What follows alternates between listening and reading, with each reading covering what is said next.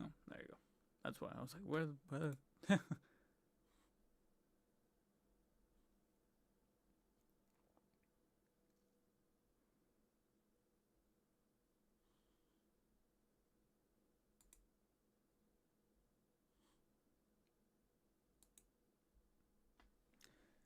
Okay, I'll wait for the notifications to go up a little bit more. Skylar Bones, welcome to the stream. Actually, I did this by accident, but I think it's probably for the best. Put the microphone in the opposite direction.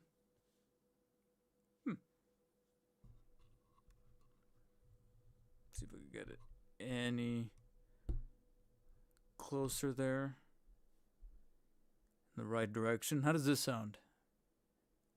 Like I said, it may or may not end up being end up sounding better. I might have to close some of these videos. I was hoping to watch before going live, but then that's when my bowels hit, and that's why I was late. Sorry, guys. Anybody that was waiting in the standby section. Also, I think I need to elevate this just a little bit or tweak it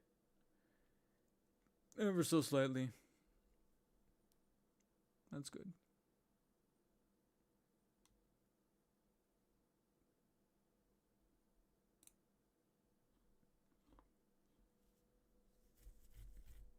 David, I have a big question for you, big man. What is your favorite Batman suit and spider suit? You sound fine to me. All right, good. What is your favorite Batman suit and spider suit?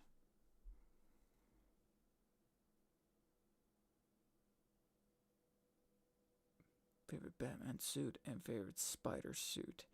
Spider suit?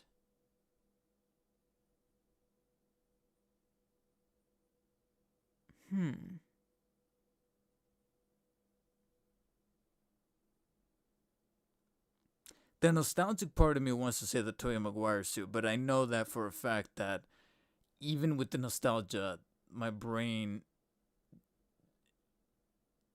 nitpicks the crap out of the blue on that suit that didn't really get refined until probably by the time we got to the third movie. Because even within the first two movies, the blue was like mitigated, and sometimes it would get kind of thrown off because of the color balance whenever they did green screen shots or blue screen shots in some occasions. Um, hmm.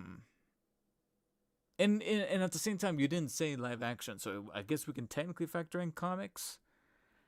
So if we're covering comics and animated and game and the advanced suit from Spider-Man is the advanced suit from the Insomniac games are very revolutionary because it did that thing where like I never wanted Spider-Man to have a white symbol, a white spider symbol.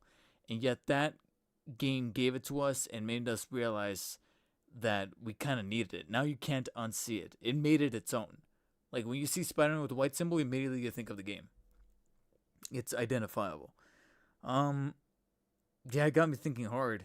I want to show some respect on Spectacular Spider-Man from 2008, the animated show.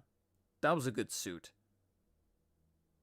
To the point where I almost wish that they can kind of revisit those figures. And I really, really feel bad about missing out on those figures back in the day. Now, Batman suit, that one actually I have a little bit less trouble because I think to like the comics, and I feel like if we're thinking comics, it's very tough to one up Jim Lee. It's a very definitive look. If we're talking about games, funny enough, I want to say it's probably Arkham City. And I gotta be honest, that Arkham City suit, I think is probably my favorite suit, even in general, including comics, including animated.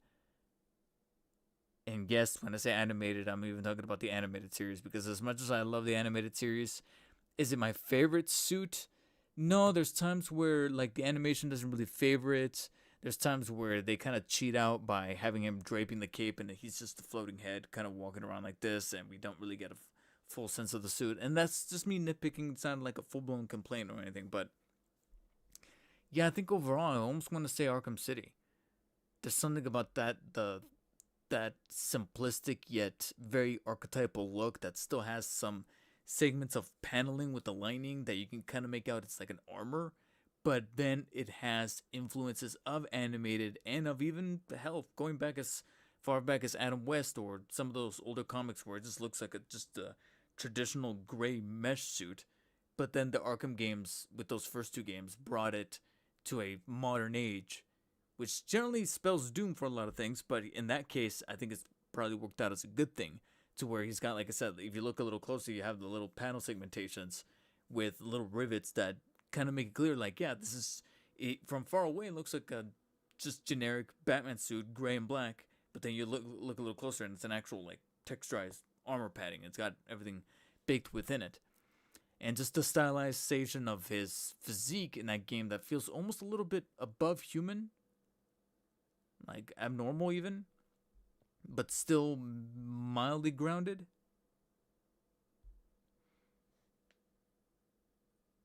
So yeah, I guess those are my picks, but yeah, you kind of put me on the spot on that one.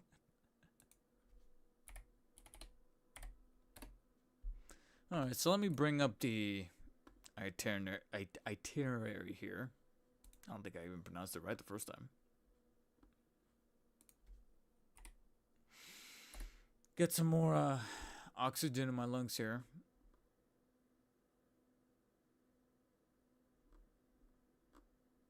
Tried to drink some heavy caffeinated coffee this morning because I needed it. That's also another reason for why I was also a little bit late, is because admittedly I was a bit slow this morning. Even with the coffee. Even with the coffee and yeah. The hell is that? No. Anyways, let me bring up Inart's Facebook page because I feel like that's where I got the most access to the photos that they revealed for this thing that we're starting off with. Where are the photos? Oh, come on, I just had it. There we go. Inart action. All right, that's probably a bit more direct. I was looking up Inart collectibles. That's why I was like, why don't I see it? And finally, I found the proper album with 29 motherfucking photos. Let's go to the post.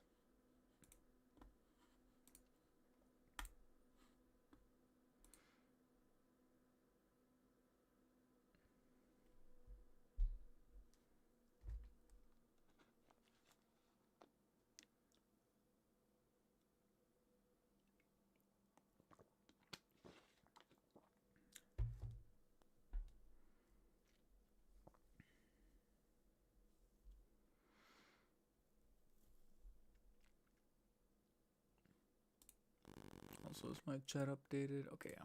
I don't know why by default it sets at a top chat instead of live chat. I don't know why it does that.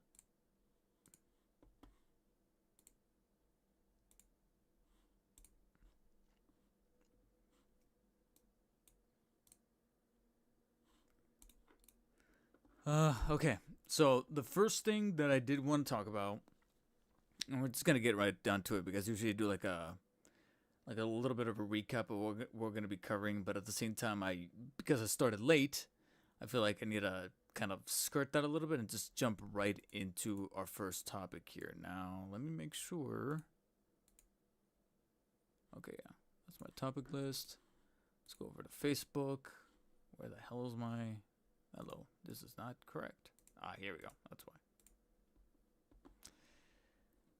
This week, at the top of the week, and I do like the way Inart sometimes likes to do their things, where sometimes if they're going to unveil something, whether it be in the 1/6 scale or in the 12 scale / the Inart action division of things, they like to practically start the week off with like a tease, and then about 2 days later, they drop like this huge photo album the day before the pre-announced pre-order launch date.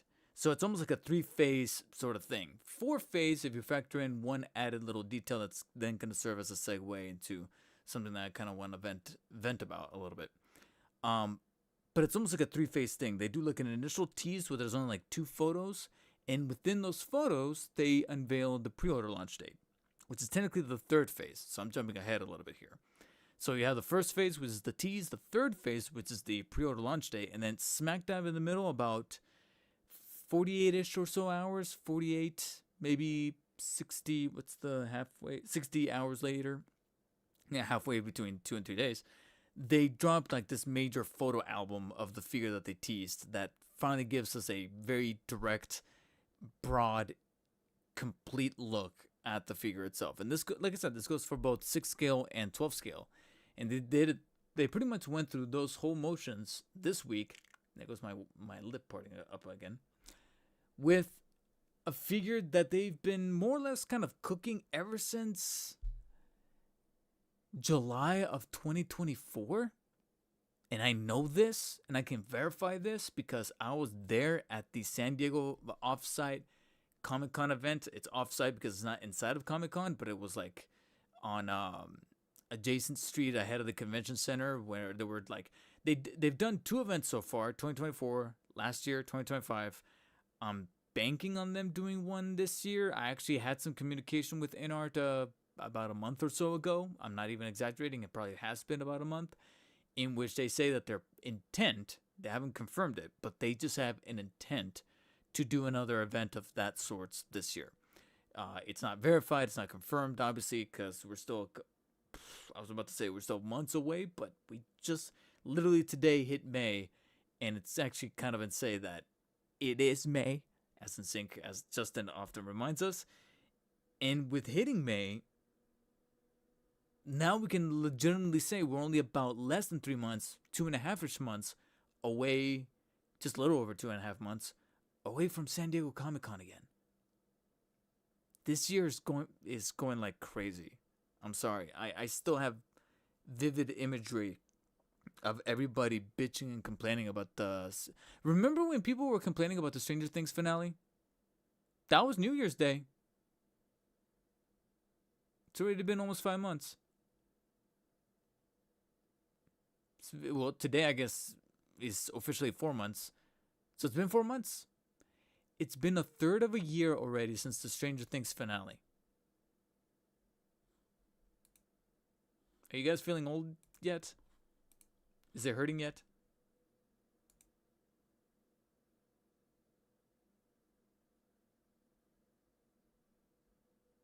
Yeah.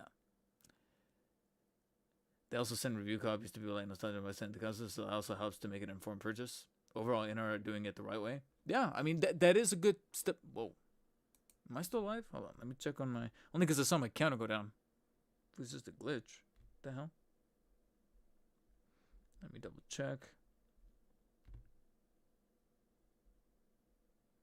Yeah, it says right here it's still alive. Okay, maybe it's just a glitch. But yeah, it's already been 4 months since the Stranger Things finale, guys.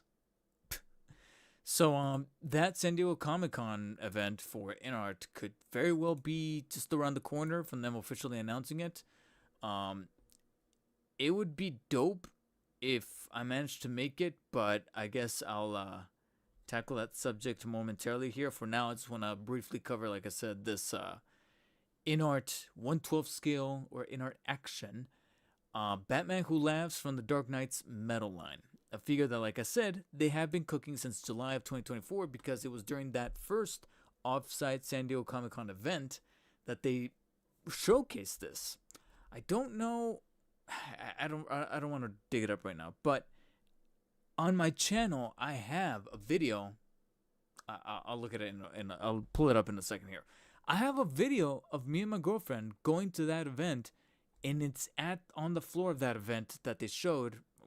On one side, the 1/6 scale stuff, but then on the other side, debuting what at the time was called Morphig, which then molded into Inart 1/12, and now it's called Inart Action.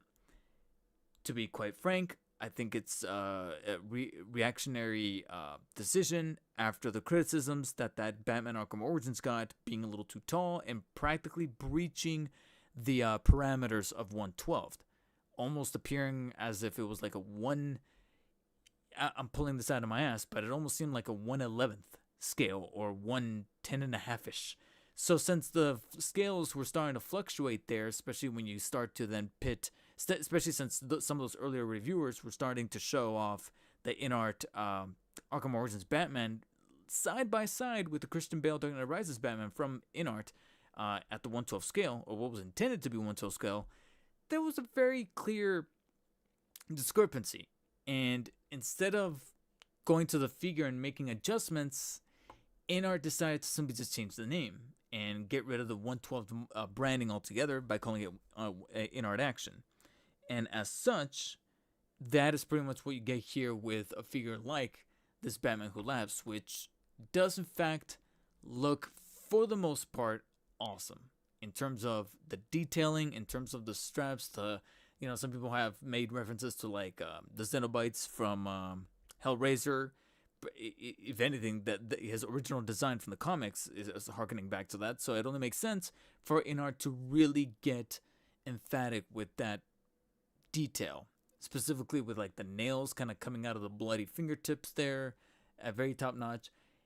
It does skew a little bit on the thicker side. I don't know if it's just me, but he definitely looks a little bit more muscular and beefy than what the Batman Who Laughs is generally portrayed as, whether it be in the comics or even in other action figure interpretations. And I'm about to show you the direct competitor to this guy, but for now, Inart decided to take this much more broader approach that you can kind of make out specifically around the shoulder area. I don't know if it's funny because, like I said, I've seen nobody else point this out, but he's looking pretty stocky around the shoulder area, and that's not how it should. That would probably be the only nitpick that from someone just looking at the photos. I don't have one in hand, so I won't know. But looking at the photos, the shoulders look a little too broad for the type of character that this is. He's supposed to be like very scrawny and gangly and haunting, almost like a scarecrow type of character. So to see him look like he definitely hits the gym, it's a little of an interesting take. In terms of surface texture and paint applications, it's top notch, specifically around like the little metal pieces that are kind of collapsing onto his boot there, like boot heels. I can only expect die-cast metal for the chain as well as the hooks there. That's awesome. And it's definitely top notch. It definitely just, as the kids like to say these days, has this like level of aura to it that is top notch. The guns, a little bit of like, and then the swappable heads, because the initial one that we have right here with the spikes and of course the ears has the smiling Jokerized style of grimace there with the teeth. And the teeth, we're gonna get some closer looks. But then we have this alternate head where he doesn't have any of that. He pretty much takes off like the entire crown and just has like the eyes kind of coming through here with a little bit of, like I said, the sack over his head. That just looks amazing. That right there. I think that there was a different stream where somebody pointed out that this practically looks like an album cover. That right, oh my god. Yeah. It make no mistake, this definitely looks like a top quality figure. Like I said, the only nitpick I have, the only concern I really have, is that maybe he kind of leans a little bit towards a much more muscular motif, especially right here where you can kind of make out more of the girthiness around the thighs. Like, it's just a little off-putting for the type of character that he is. That's the only real thing. And the reason for why I feel the need to say that, despite, like I said, some genuine presence to the character. You see a little bit more of the daggers there. And a closer look at some of the airbrush, that motif that's happening along the straps, where you can make out that little blue tint on the rims of the sculpting for each strap and leathery piece that he's got kind of pulling apart there, along with, like I said, any of the chrome bits that are kind of serving as like staples or buckles or anything like that. But then here you also get a broader look at that open mouth head sculpt. So he's going to come with basically 3 head sculpts all together. the smiling one, the also smiling one, but without the crown. That then gives us a look at the eyes, and then this one, which is kind of an in between, but this time he's opening the mouth with the tongue out, Venom style. That just looks, like I said, meticulously detailed and sculpted. With a little bit of the, it almost kind of looks like a bat symbol, like sickle, or whatever you want to call it, dagger. But yeah, look at this, amazing. And there you go. You have a little bit more of the eye, and then this is the tip-off that reminded me an awful lot of that event that I was attending, where they did even back then have this cool little like fire effect with the purple and the faces kind of sculpted into that for display purposes. Dope. And then of course all of the extra little accessories, including the guns, the daggers, the different style of hands with the blood on them. Yeah, definitely not shying away from the darker material. Interesting that they went ahead and decided, what is he holding? Actually, that's a good question, because that hand right there is specifically holding that little device. I guess this is a perfect way to disclose that I have not read the Dark Knight's Metal comic series overall. I've heard some mixed reactions about it in terms of quality, so I don't know what the intricacies of it are in terms of plot. I don't know what that device that he's holding in his hand is. But curious to see that it's also highlighting the very obvious ball joint, which would just come to be expected with the scale. There's a part of me that almost kind of wishes that both Inart and LPZZ, although LPZZ is a little bit better at masking this, but there's times where I do wish that Inart would study ways to kind of blend articulation a little bit better, which they have already been doing. I'm not saying they haven't been doing that at all. Dark Knight Rises' Christian Bale is able to mask quite a bit of the articulation perfectly, but here, very specifically to just Batman Who Laughs, it's interesting that the ball joint is just very apparent. And the reason for why I say that is because even down to being fair across the board, McFarlane Toys, with the more recent figures where they have that like much more cylindrical joint for both the wrists and the ankles, that's a perfect sort of compromise to an extent. And I kind of wish that Inart would sort of implement something like that. But at least they make up for it in terms of sculpt and paint detail, because look at that. And I believe those are just looks at the heads, and then we circle back to this one. But yeah, this, like I said, was teased earlier in the week with pre-orders launching yesterday. No, it was on Wednesday, the 29th. I don't think it was even yesterday. I think it was the day before, Wednesday. And sandwiched in between there was, like I said, this photo dump, and also the reason for why I'm most definitely not segmenting this as its own video, because there's really no point me giving off impressions, because you don't need my impressions. There's already reviews out there of this guy way ahead of time, like Sumia Deep. I might be butchering your name, man. My apologies. Sumia Deep Banir G964. They also send review copies to people like Nostalgia Unbox and Anti-Custom, so that also helps to make an informed purchase. It's definitely great that those reviews are out there prior to pre-orders going launch, because then at least it, like you mentioned, it helps give informed looks and deep dives into the figures and such. Now, me being a content creator myself, I obviously can't watch the videos because I don't want any of that to kind of influence me. I don't, because as hard as I try, and this goes for everybody, at first I thought it was just a me thing, and I'm just screwed that way. But it turns out that there's some other reviewers, not just within the figure space, but within video game space, within console space, within other movie space, where they say there's a lot of other creators that do the exact same thing. And I'm like, thank God, it's not just me. They do the same thing of like not watching others' reviews because they want to go into this, whatever the movie, the game, the show, the figure, the device, completely fresh, so that they can build their own consensus. And whether it lines up with another reviewers or not, it's purely coincidental, and that is it. There have been times, it hasn't happened in a while, it hasn't happened in years, but I know for a fact it's happened at least 2 or 3 times where I made the mistake of watching a reviewer cover something. I can't remember if it was a game. I legit can't remember if it was a game or a movie. I think it was a movie.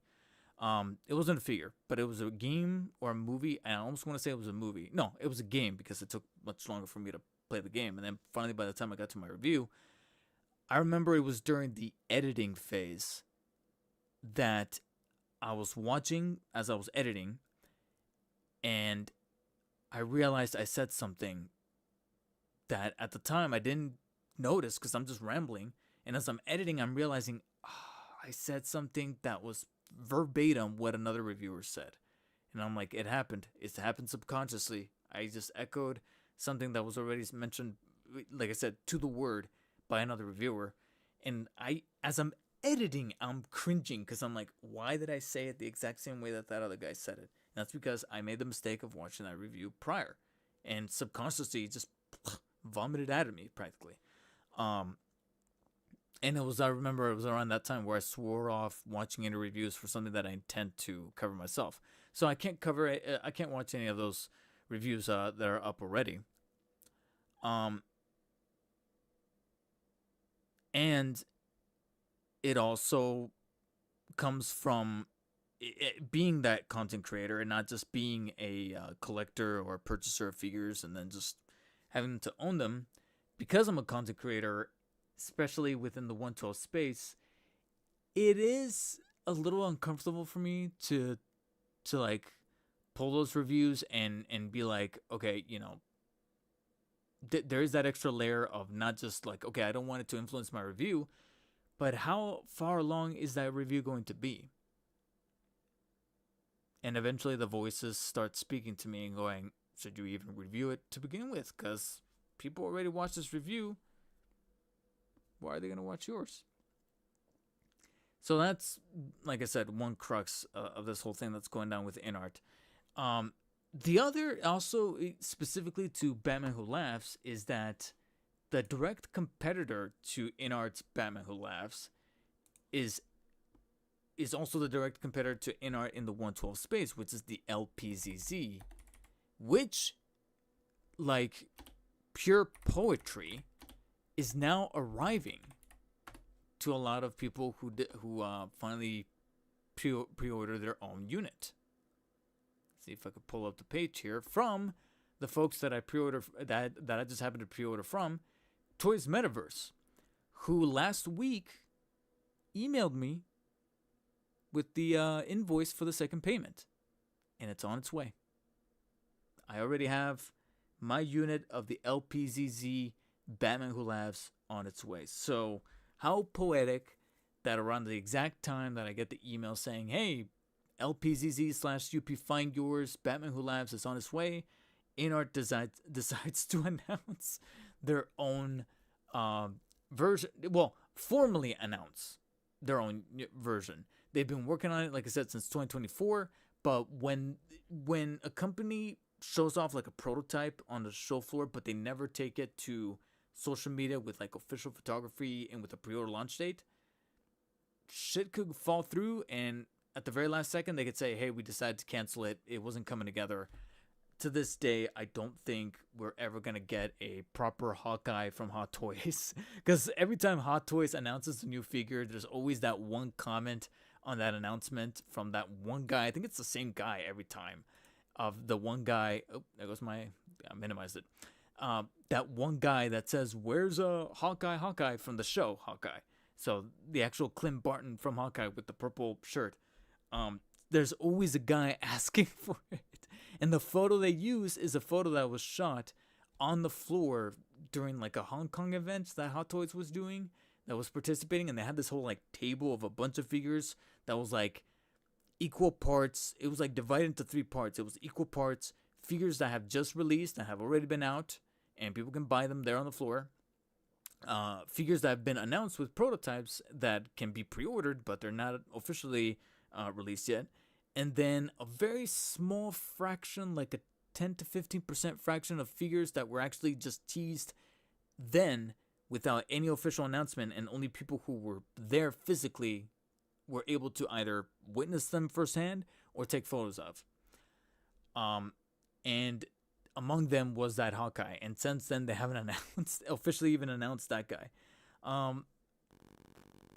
anyways, where was I going with this? So for a while, I perceived Inart to kind of have that approach to that Batman Who Laughs, along with the remainder of the Dark Knight's Metal wave that they're cooking up in that scale. So again, it's just so poetic and kind of nuts. Almost as if maybe something is happening behind the scenes in terms of insider info. I think, like I said, I just think the timing is just insane that around the time that this guy formally gets released after the quirks that was that recall, because they had to fix some things.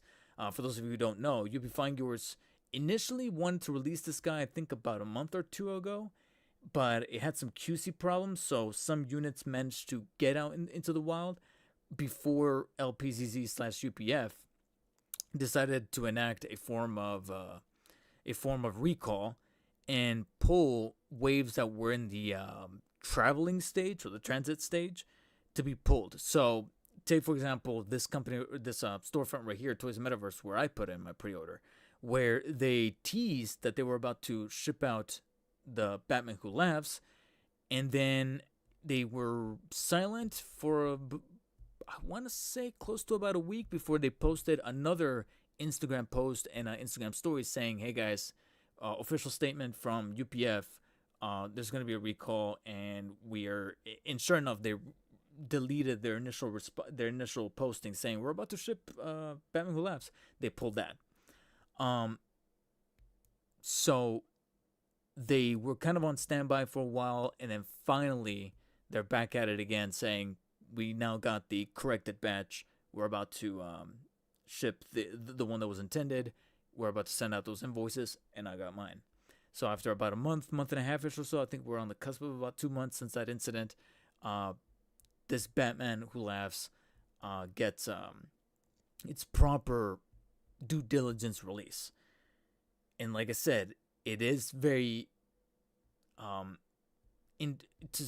put it mildly, interesting that around the same time, Inart decides to officially announce a figure that they've already been working on for almost the better part of 2 years. And now all of a sudden, they say, hey, here's the tease and pre-orders later this week. Like I said, there's almost a part of me that if I wanted to put on a tinfoil hat, I would say that maybe there's some insider trading info trading happening behind the scenes, but who knows? Sometimes this shit does get pretty mafia-like when it comes to Chinese companies. I'm sorry, but I'm just pointing it out like it is. When it comes to like Chinese toy manufacturers, we're talking about Chinese toy companies that will literally enact like police raids on warehouses over there in China to lock down a third-party manufacturer. Instead of like doing the proper things, well, I don't want to say proper because even then we can kind of debate on what's proper and what's not. But let's just say the Americanized way, the sanitized way here in America of like putting in the paperwork of like the cease and desist and doing all these things like very, like I said, on paper, law-based things and whatnot. China does not fuck around. They will legit, like I said, they pull up like they're pulling up on Bin Laden. Like with the vans and stuff and raid warehouses, and they're making toys. There's not even, as far as I can tell, there's like no drugs or whatever. They'll literally go in there and raid it like it's a legit crack house. But it's for a action figure company that's making third-party toys on figures that are not licensed.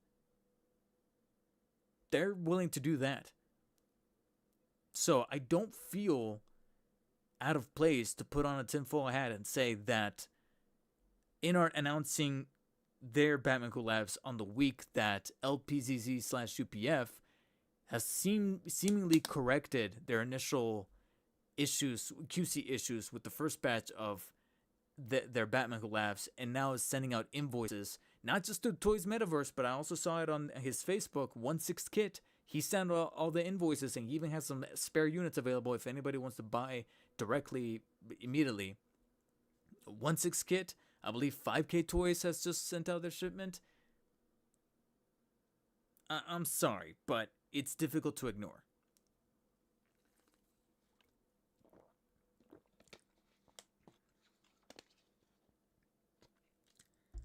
Yeah, scaling is definitely an issue. I believe they stated that the new lines that came out will be proper 1/12. Arkham and this line will remain large scale though. Then why did they change the name though? They could have put out that statement and left the name alone, but they didn't. So that's why I'm like, again, it's to avoid future things. Now, while I have this pulled up on screen, I'm just going off of photos here because I don't have any in hand right now. I gotta be honest, it's tricky because I think in terms of texture and detail, the Inart does look better. In terms of accuracy to the character, though, I think the LPZZ is doing better. I think if you want paint apps and textural sculpt work, you're gonna go with Inart. But if you want a Batman who laughs, who looks like he was pulled directly from the comics with just a lower resolution, if you will, it's almost like you're going from 4K to. It's almost like Inart is the 4K, and this is simply just HD, and probably not even the full HD. It's probably like, it's probably 7. I don't even want to say it's 720p, because it's 720p, 1080p. No, yeah, I guess 1080p. Yeah. So the Inart is 4K resolution. This is 1080p resolution, but you get a much more accurate looking version of the character from the comics in terms of his physique, in my opinion. But that's only based on photos because I have neither on hand. I do have this guy on the way. Like I said, I literally have a tracking number.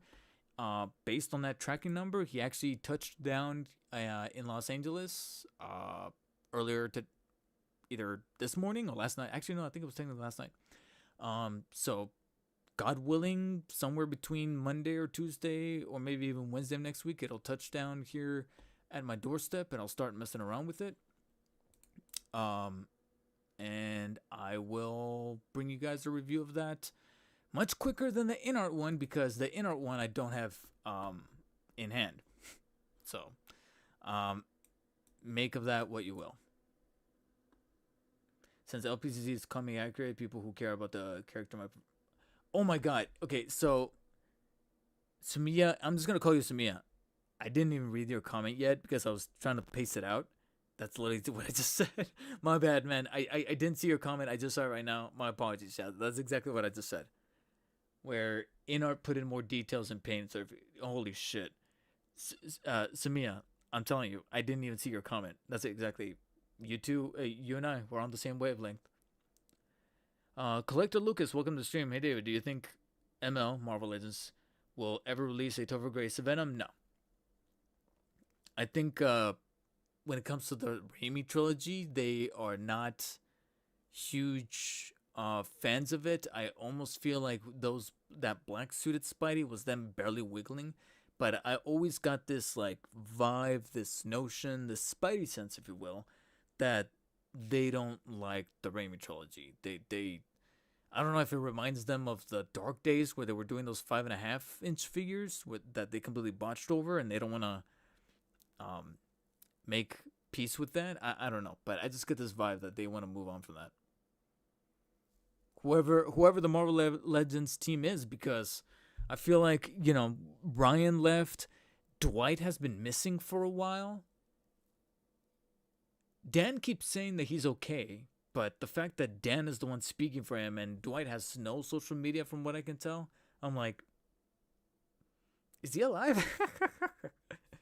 Dan's like, he's okay. Dan's like Woody in the first Toy Story when he's holding the arm. When he's holding Buzz's arm. He's like, I'm fine, guys. God damn it.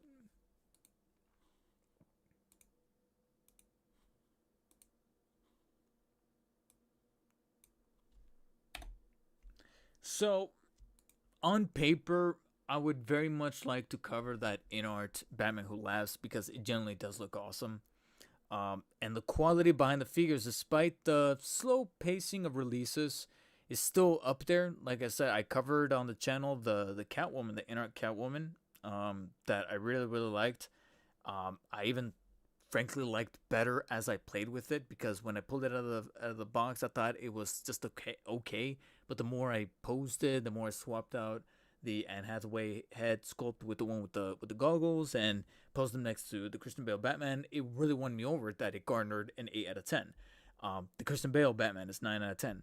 So the third release, I guess, would be Inart Arkham Origins Batman. I have a pre-order with that one. Um, and I get wait. Let me check Bombasby. Does Bombasby should have a pre-order for the but these pre-orders, the reason for why I'm hesitant to pull the pre-orders on these the Inart figures is because ever so often I do get, this is all I'll say is that I do get correspondence from Inart hinting that I'll be able to get one to cover for you guys on the channel. But it's always much later than expected. Yeah, so he is up on Bombasby. The pre-order deposit is $25, because there's certain sites that will legit charge the full amount. Like I would have loved to pre-order this through Toys Metaverse, but for some reason, Toys Metaverse, I don't know what kind of deal or what kind of contract they drew up with Inart, but Toys Metaverse charges the full amount. There's no like pre-order deposit. But it's strange because then Bombasby and 1/6 Kit have pre-order deposits that are much smaller. That are like about a third or a quarter, and then the rest gets paid when the figure arrives. But the reason for why I'm haven't pre-ordered Batman Who Laughs and risk shelling out that non-refundable deposit is because I don't know if there's going to be any kind of communication as to whether or not I'm going to get one to cover on the channel, because it's very, very nebulous. It's very, very kind of like up in the air, since it's almost like I'm in a middle tier where it's like, maybe if there's time, if there's units. Whereas the priority, as you guys can kind of tell, goes towards those aforementioned reviewers. Anthony Customs, which totally makes sense. He's got like, 800, 900,000 subscribers. So he makes sense. Nostalgia Unboxed, I guess. I've tried watching his videos. I cringe every time. But he's got the pull. He's safe. So obviously he gets it. So where does that leave me? I don't know. Because that correspondence, like I mentioned, it used to be good. But starting last year, and, as far as I can tell, I haven't gotten like an NDA or anything that I can't speak on this. But at the same time, I don't want to like just air out everything. But I truly do wish, and I guess this can be applied to everything, not just for content creators, but frankly for people who have like a question that's customer service based. But Inart could probably do a little bit better at communication, because we're talking about anywhere between a week, as short as a week, to as long as about 4 weeks to get a response to an email. And with me being a content creator, I'm over here like, I would very much like to cover Inart Batman Who Laughs, and then right when the tease goes live, I make a money bet with myself and going, okay, so what, tomorrow, the day after, Anthony Customs and Nostalgia Unbox and a couple of others, and Justin's Collection, who again is another, well, in terms of numbers and views, totally makes sense. He's got, like I said, 800,000 to 900,000 subscribers. Obviously, it makes sense to send him one. The only thing that is a little iffy is that he mostly covers 1/6 Hot Toys. So, but then again, Inart makes 1/6, so I guess there's a little bit of cross pollination, cross over in terms of demographics, in terms of follower base. So I guess I just convinced myself that does make sense. So they got their reviews up, and I know that this is a very cynical perspective, a very blunt and, like I said, cynical and pessimistic point of view, but something has happened in the tide of audiences, whether it be movie audiences, game audiences, and now action figure audiences, where people are just frankly very fickle, incredibly fickle. And I'm not naive enough to believe. I'm not going to pretend to not be naive in thinking that all you need is those three guys doing those reviews, and a good chunk of the people who are looking into getting this figure have now made up their mind. So by the time I get my unit and I cover it like I did with Catwoman, it could have done better. You know what I'm saying? Like, by then my fumes are kind of taken out from the hype of the figure. I swear to God, Catwoman was.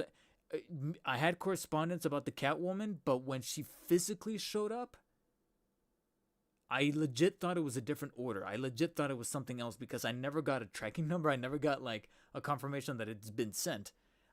They just asked me like, "Do you want Catwoman?" Like 2 months after her pre-orders went live and after those reviews of those Usual Suspects went live. They just said like, "Hey, do you want us to put you down for Catwoman?" I said sure, and gave my info. Never heard from them. Never heard from them. Almost about a month later, I get a package, and I legit thought it was something else that I did get shipment confirmation from Toys Metaverse. And so I open it, and I'm like, wait, this ain't it. This ain't the Toys Metaverse shipment. Like, it looks different. And I look on the side, and it says 112 Inart 112 Catwoman. I'm like, they didn't even tell me that it got sent.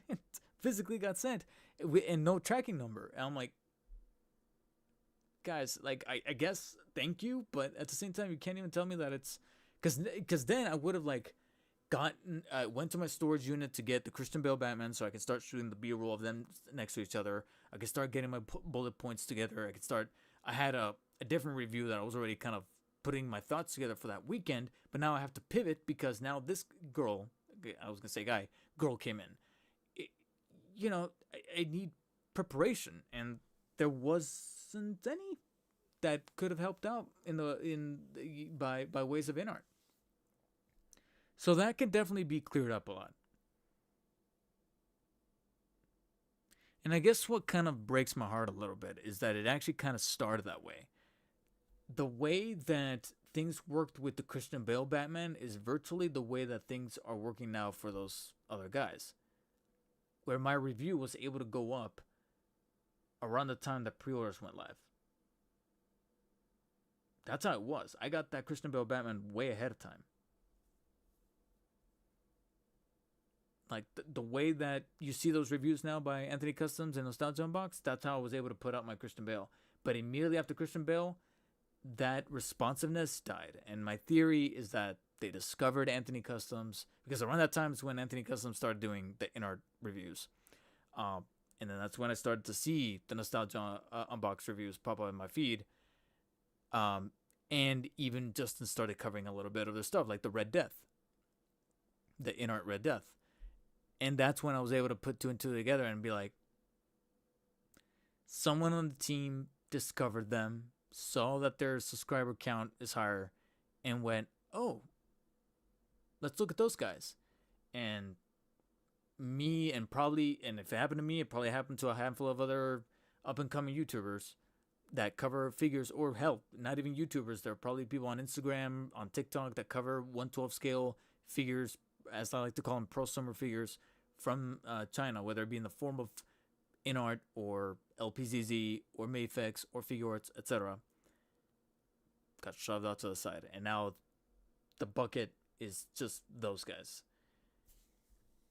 And again, that's just an assumption. Unless I'm a fly on the wall in those meetings, I will never know and have concrete proof. So don't just I'm telling you, take my word for a grain of salt. But if I, again, had to put on the tinfoil hat, that's what I think it is.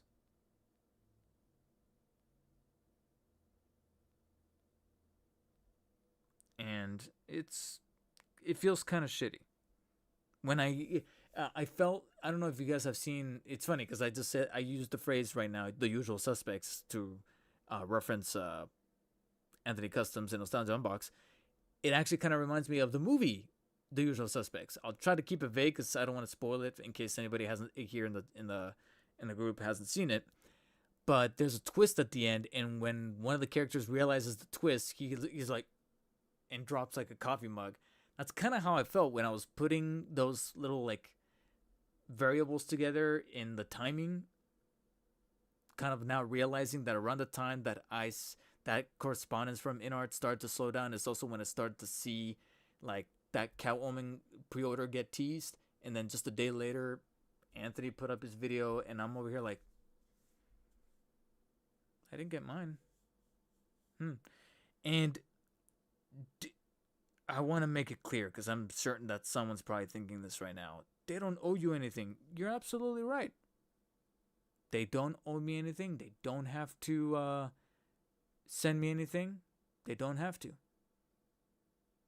Just like I don't have to keep my fucking mouth shut. There's no contract. There was nothing that I signed. I just like nothing says nothing says I'm not allowed to feel kind of shitty about it. Am I gonna take action about it? No. I just feel. And nobody has to take any action either. Like, I'm not gonna tell anybody to, don't watch the reviews. No. Go watch them. If you're thinking about buying these figures, go watch those reviews. That's the thing. Is like no slight. Again, it makes sense when you see the amount of subscribers these guys have. Totally makes sense. I like Anthony Customs. I like how he roasts some companies and tells it like it is. I really do. We need more of that these days. Again, I don't like Nostalgia Unbox. I think it's fucking cringe and he gets on my nerves. But he's got the pull. He's got the eyes on him, the views. So obviously that makes sense. It's business. And this whole thing is business. Can I feel shittily about it? Yes. But I know that it's not gonna, me feeling shittily about it's not going to change. The only thing that I can maybe do is in regards to how I control the content going up on this channel, which I do have control over, which is my channel. And that explains why you don't see those Inart reviews that quickly from me anymore. And that brings us to the other reason for why I don't put down those pre-orders, because also money's tight. Money is getting bad.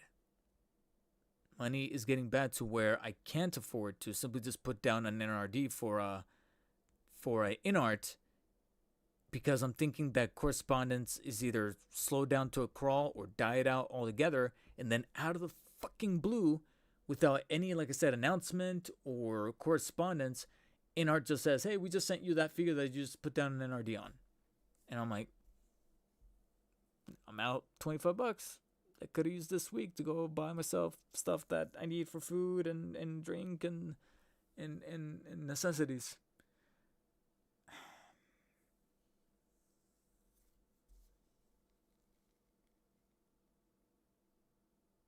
That's why right now, whenever I buy like figures, those are going to be figures that are going to be covered on the channel, because I know that there's going to be a return of investment. I can't remember the last time I bought a figure that I just bought just because I want to own it. No. I ended up canceling like a bunch of Hot Toys figures because I'm actually trying to migrate out of the 1/6 scale and just keep it to 1/12. But then these days that's proving to be even be tough.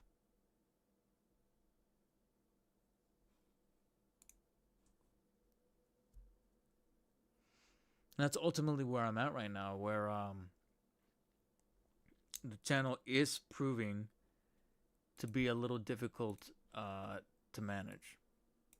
I'm just being brutally honest. That's why, I am still trying to regularly post content, but it's no longer under a self-imposed deadline, because my deadlines used to be like Saturdays or Sundays. That way you guys can watch them on the weekends. But now I'm just thinking to myself, just post whenever the video's fucking done.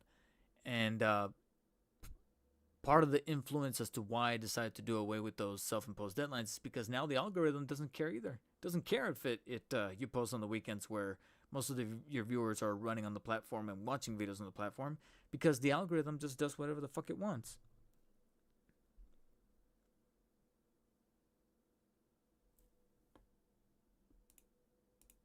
And the algorithm is looking at those videos that are being posted a little earlier than yours And by a little, I mean a lot. We're talking months in advance. So why should they watch your review of that same figure months later when everybody already made their purchase? And I know that this is gonna come across as ungrateful because you are getting a free figure in advance, but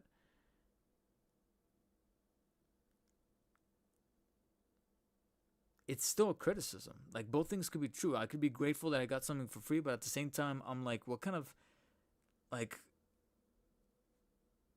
am I, like, why are these emails so slow? Like, I understand if maybe there's like a vacation break, which Inart's about to do with their Labor Week, whatever that's called, and at least they told us ahead of time that they're gonna go on that break. But there's been times earlier in the year where there was no break, and yet it takes 2 to 3, almost 4 weeks to get a response for an email. And when I see those other guys post their video, it's tough for me to be like, oh, okay, so you guys are just not talking to me, I guess. The Inart Dark Knight Joker, that figure will be incredible. They have a lot of experience making it at 1/6 scale too. And there's, unless they're gonna overhaul it and change up the decision, there was like a prototype from a while back on, I think at Wonderfest, where they show that they're intending to do a felt good coat with it. So that should be interesting. Oh, I forgot that Inart had given you review cups in the past. I think you're one of the better reviewers on YouTube for sure. I appreciate it, Sumia. Well, Sumia, like, to that second comment about, I thought they did. I hopefully that comment is a little earlier because, like I said, it started off that way with that Christian Bale Batman, but then over almost like a switch up. As soon as it came around to that Catwoman, it got teased, and then there was that photo album dump, and around that time that photo album dump went live, went on my YouTube, and there was the review by Anthony Customs. There was the review for Nostalgia Unbox. I'm like, huh, I didn't get anything. And then came the Red Death. Then came the I'm sorry, no, I think it was Arkham Origins Batman, then Red Death. They got theirs. I got no correspondence. I've gotten a correspondence about the Arkham Origins Batman, saying that one might be around the corner, and I just replied by confirming my shipping address, but radio silent, and that was like I said, almost 2 weeks ago, 2-3 weeks ago, and I'm like, but in that time they've already announced the Battle of Damage one. Now they formally announced the Batman Who Laughs. I don't know, man.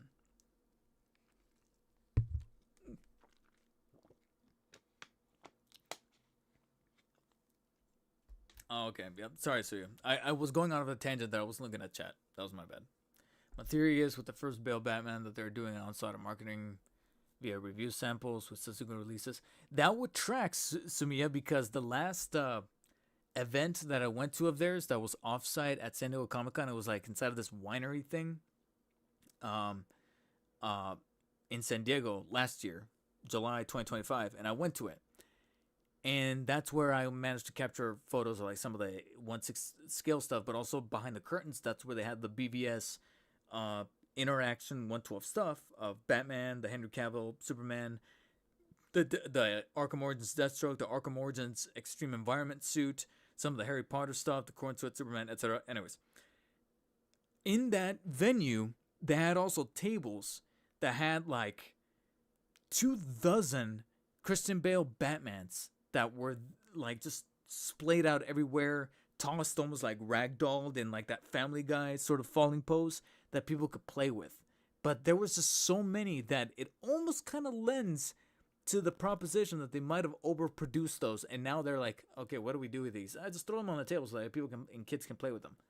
Some of them looked downright broken. I was like, God damn, guys. So it's possible that maybe they're reining in on that. And who knows, maybe that's why I was able to get a review unit along with the big guys with that first figure. But then by the second figure, they were like, okay, rein it in. And I didn't make the cut. And I guess in that retrospective, I guess it's one of those things where I'm like, then just don't put me in the cut to begin with. Like that Hawkeye meme. Don't give me hope. Because it definitely feels like a. I know that this is a buzzword that a lot of people like to use these days, but it feels like a rug pull. Because imagine feeling like, you made it and then you get pulled. And I know that it was naive of me to think that at the beginning, but no more. It's one of those experiences that just continues to harden my heart more and more with things that makes it very difficult for me to look at positive side of things in general. And that's what I leave the positive looking to my girlfriend because she's like that. And that's kind of the hardened way I've also been looking at the YouTube channel. Because like I said, this is happening with Inart. McFarlane, I had that crash out on Reddit that I definitely do. It's funny because I don't regret what I said, but I guess I could have been a bit more cordial or gentlemanly about it. But in terms of what I was actually calling out, not really. Not really, because like I said, you have McFarlane who also sends free stuff to people that can't even proofread titles and descriptions. But thankfully, I at least know that ever so often I do see a good instance of McFarlane sending out free stuff to someone who does deserve it, who does put in the work. Like I said, Ahsoka the Geek, uh, D Hunter, who's in Toy Shiz, definitely Toy Shiz on Instagram. I love Toy Shiz. I love how he just calls up. He's almost like Anthony Customs in like the McFarlane side of things, where he'll call out comments of how idiotic things. Sometimes even more so than me. Collector Lucas Inart doesn't deserve everybody. Thanks, man. I appreciate it. Ryan Rodriguez, yo, dude, big fan. Thank you, Ryan. Is it your first time here? This is my first time seeing your name.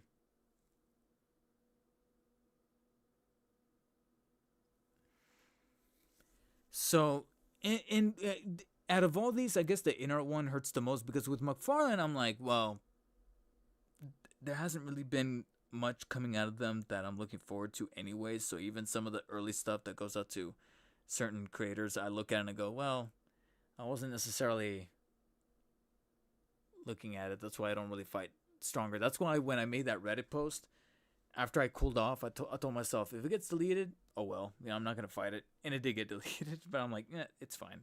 It's totally fine. I cooled off. Whatever's. Moving on. So that's why the Inart one is the one that I'm more so like, damn, man, this is unfortunate because I really technically did and still am championing the company from as a collector, as a consumer. I'm like, yeah, this is top quality stuff. As a content creator is where I look at it and go, you guys can correspond a little bit better. I'm just being brutally honest. The correspondence could be way better. Because like I said, the individual, those, bigger reviewers that put out those reviews early, it totally makes sense from a business standpoint. Them getting the review units earlier. It totally makes sense. But like I said, going back to that Hawkeye meme, don't give me hope over here. Don't go dead silent and then out of nowhere be like, hey, do you want this? And I'm like, you guys set the date for pre-orders. I put down my pre-order with a non-refundable deposit when I'm hurting for money so that I can cover this figure on the channel as a return of investment, because that's how this whole thing works. And now, like 3 weeks to almost about a month later, you're telling me, hey, I went into the corners of the closet and I found a unit that I can, a little crumb that I can kind of throw you guys. Do you want it? I'm like,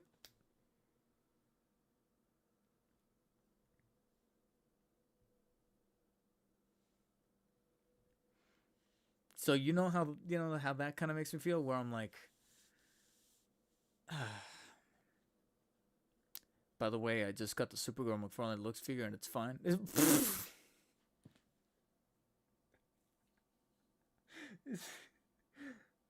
I don't know why that made me laugh, but just the fact that I don't know why. I was expecting it to be a hype sentence, and then you literally just end it with "it's fine." God damn it! I don't know why that made me laugh. It's such a sentence, and then you just literally end it with "it's fine." And I'm like, The sad thing is that it's probably true. It's just a fine figure. God damn it. Another reason for why that last McFarlane that I covered on the channel, the Batman of Bethlehem, is probably the last thing that I actually felt like of any interest to pick up. McFarlane related. Right now, let me check if it shows up on my app, but through the Walmart app, there is a... Oh, never mind. Well, I wasn't... Was I really interested in this?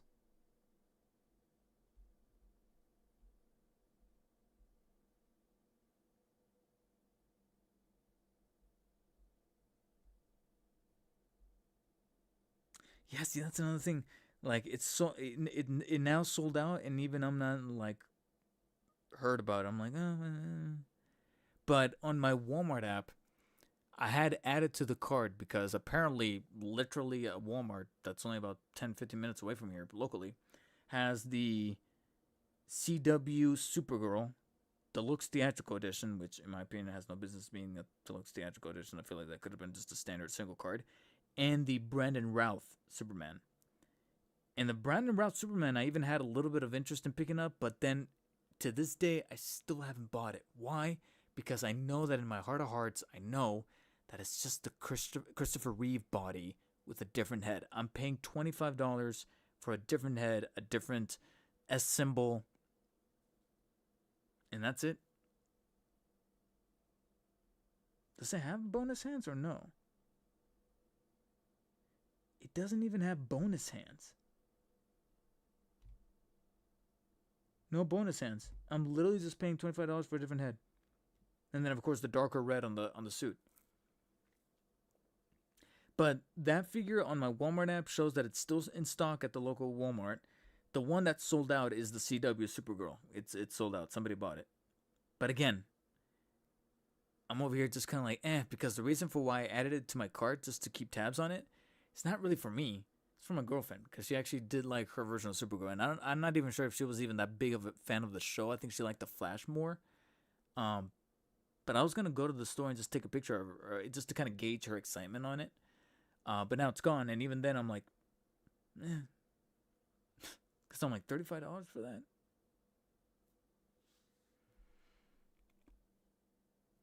Is she really taller than Lobo? Yeah, I definitely understand feeling bad after they stop responding to you for no fault of your own. I do understand Inart's perspective at the same time as well. It is what it is. Yeah, it's one of those things where I just finally broke my silence about it, but do I expect any kind of like actual action, no pun intended, Inart action? No. I'm not even sure if I'm even gonna like I just, I don't know. Like, unless there's concrete evidence of like a specific person actively saying, don't talk to David, talk to these other guys, then there'll be someone to blame, obviously.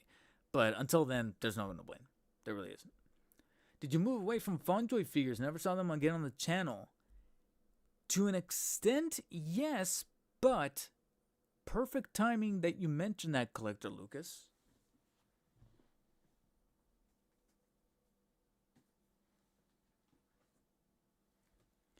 Cowkeys.com, speaking of also other folks that might have moved away from me and correspondence being a little shoddy, did actually procure these for me or provide these for review. The Nightmare Batman and the Tactical Suit Batman. Tactical Suit Batman is still wrapped up in cellophane and has not been unboxed. He's staying unboxed because I was about to crack him open and be like, okay, let me cover these two as their own, video. I just hit myself in the glasses. These were going to be like their own review, these two together. And I was going to title the video saying, FunJoy figures that I didn't, that I missed out on because I'm behind on them, because these guys have been out for like, I think almost now about a year. So I was going to title it as like, FunJoy Batmans I forgot to review kind of thing. Kind of like I did that McFarlane video a little while ago, like 2025 McFarlane figures I forgot to review. So I was going to do that with this. But right when they came in, Guess who released and got put into my warehouse shipment over at Hobby Link Japan? He's all the way over there. I don't feel like getting up. But the Mafex Nightmare Batman 2.0. And he finally came in last week. So I told myself, or what we could do is we could do a threesome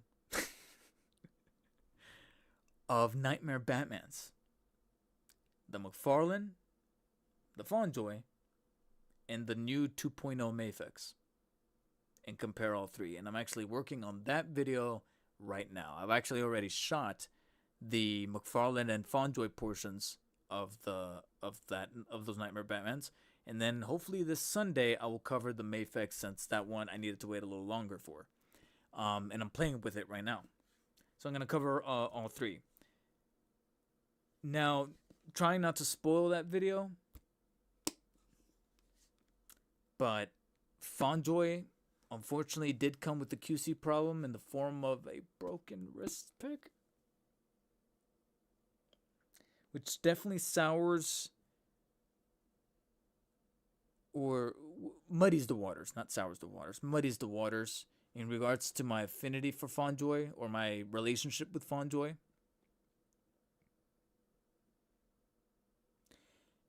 And it also doesn't help that my relationship with Kalkis is also a little muddied.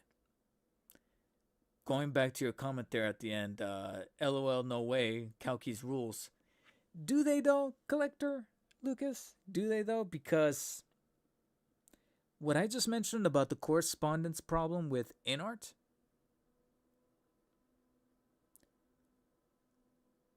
possibly even worse with Kalkis. We're going a little scorched earth today, because Kalkis has a similar problem. They take somewhere between 2 to 3 weeks, maybe even 4, to respond to a message on Instagram. When they told me that they were sending these out, this was last month.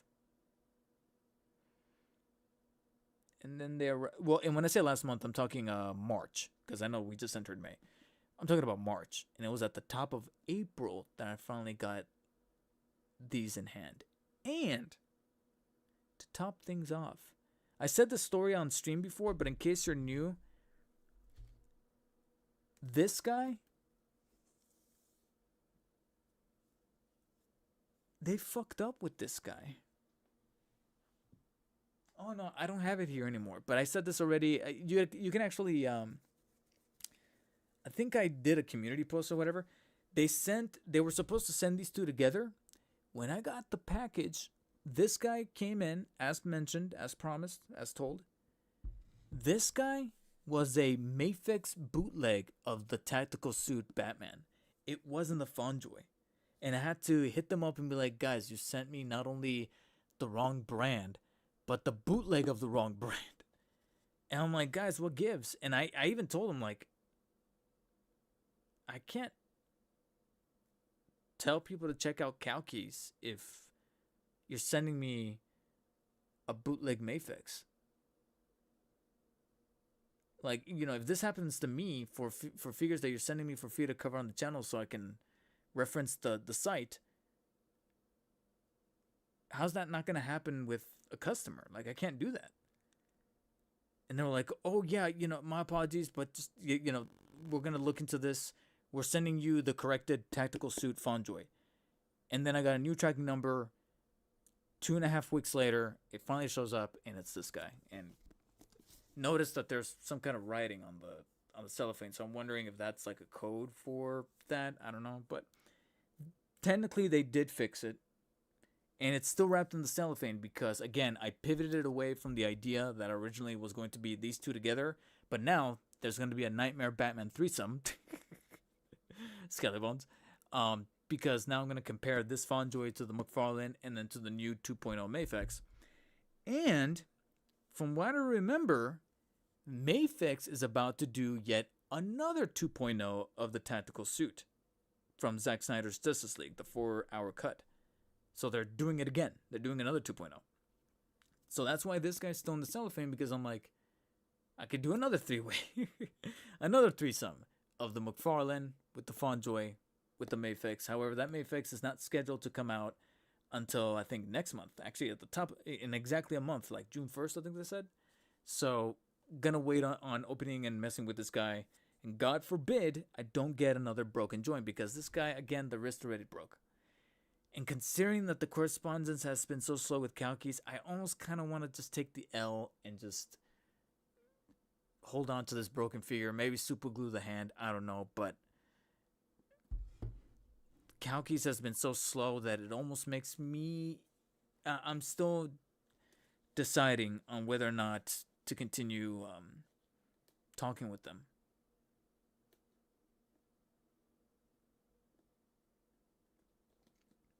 Because after a little while, I mean, like I said, I appreciate you guys sending me the figures to cover the channel free of charge, but when the correspondence is this slow, and when, again, I've already had two things. One, like I said, this guy was not originally the Fonjoy, it was the Mayfix bootleg. But that was the second incident. The first incident was actually a review unit of, well, not a review unit, but a copy, a unit of the LPZZ Arkham Knight Batman. And it came with like dinged corners. It wasn't packaged properly. It was like creased and bent on one side. I think I took pictures of it. I wonder if, while I talk, I'm going to see if I can look up these photos. So, yeah.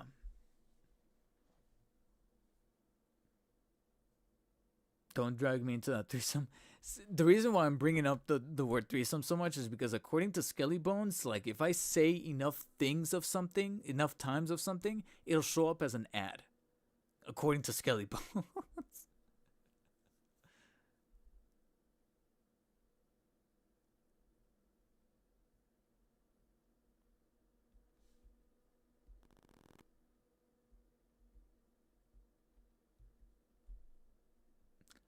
Had no idea. They usually work well with Godzilla content creators, or maybe they just work with other content creators that are, again, a little bit bigger than me. Because leave it, guess who else? Scorched Earth, I guess, you know, on the theme of The Boys, since The Boys is running its final season. Because guess who else has affiliate links to Kalkis around the same time that I started to get slowed down correspondence by Kalkis? Nostalgia Unboxed. Go to his videos. In the links, he's got Kalkis affiliate links. And I'm like, huh. Again, just a tinfoil hat theory, but I'm like, around the time that I started seeing his videos pop up for certain Batman Spidey stuff that they happen to have on their site as well, is around the time that I stopped getting quick responses from Kalkis like that.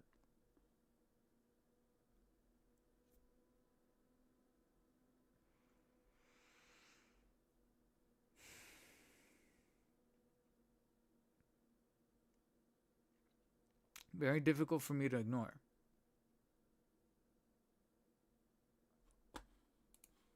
I don't know, man. So, it's been very difficult to me to ignore those details and to just all around feel like I'm on my own.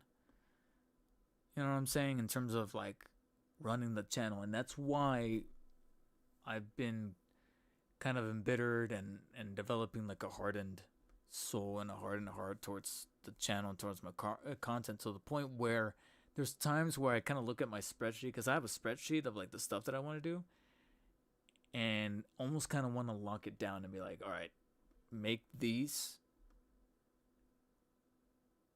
and then that's it. You know, and call it. And it would be an interesting year to call it, considering that this is the 5-year anniversary of this specific channel. The channel got, this specific channel that you guys are watching the stream on right now was actually created in 2021, September 2021. So in September 2026, this year, this September would actually mark the 5-year anniversary. Now, David, only 5 years? I mean, you don't think that you're hitting your stride? Keep in mind the specifics that I'm mentioning. 5 years of this channel, I've been creating content since 2007.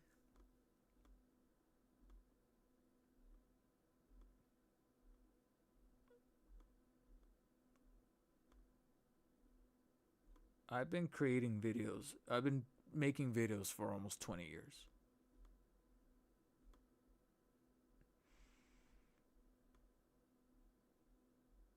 So to get those little moments, like I mentioned before, of the Hawkeye meme of like "Don't give me hope," to then get kind of rug pulled, it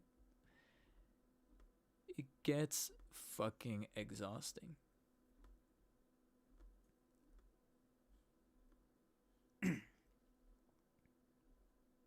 I'm trying to see if I can find those photos. Let me see those photos of when that shipment arrived.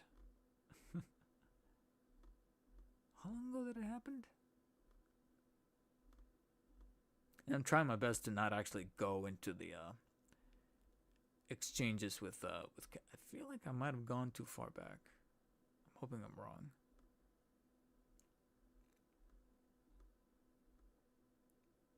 Let me see if I could. I'll pull it up on my phone so I can just look it up on my own.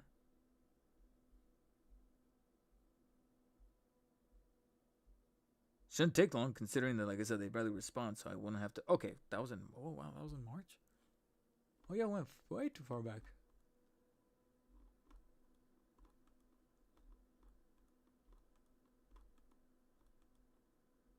Got it. All right, I found the. Ooh, thank God I didn't. Can I turn that off, please? Okay, cool. It was literally showing my location on the side. Holy shit. Not that I've already done that. Hold on, before I switch to that. Maybe take a little break. Maybe.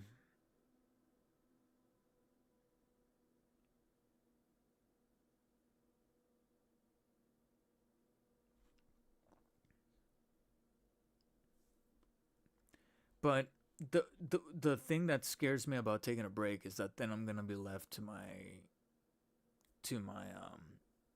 own thoughts in my head.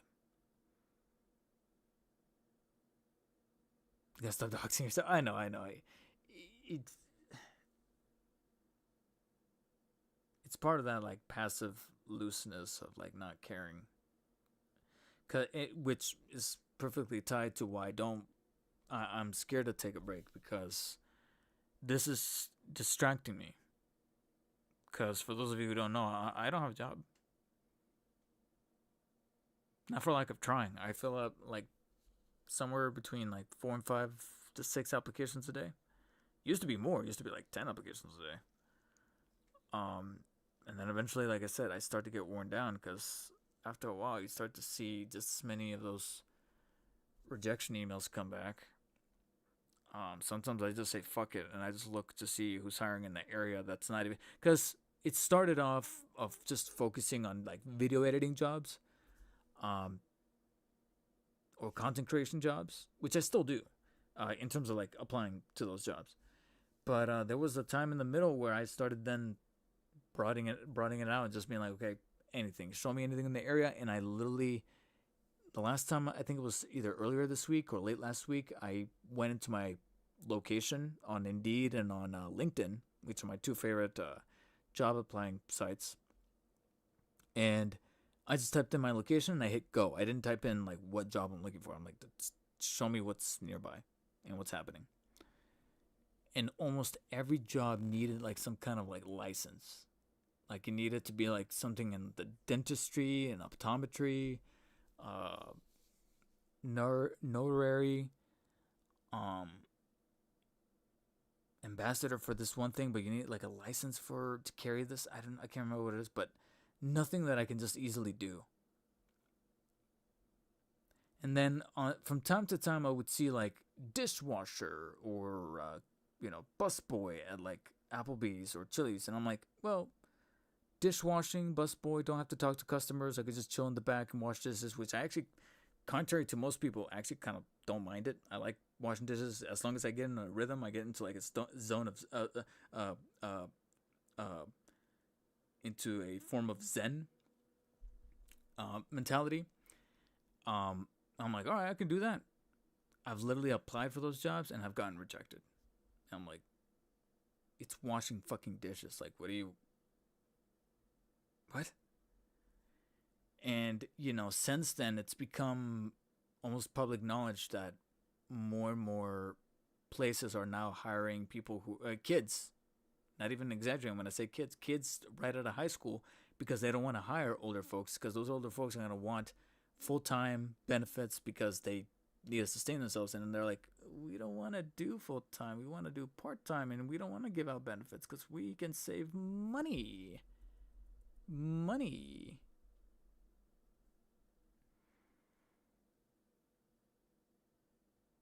Like, there's been some investigations to where, like, they say, oh yeah, we don't hire full times anymore. We just do part timers. Go to Target. How many? What's the like most average age of employee that you see there now? Every time I go to Target, I see, like I said, what appears to be kids. They probably either just graduated out of high school or just a few years away, uh, removed from high school. Barely anyone my age or older.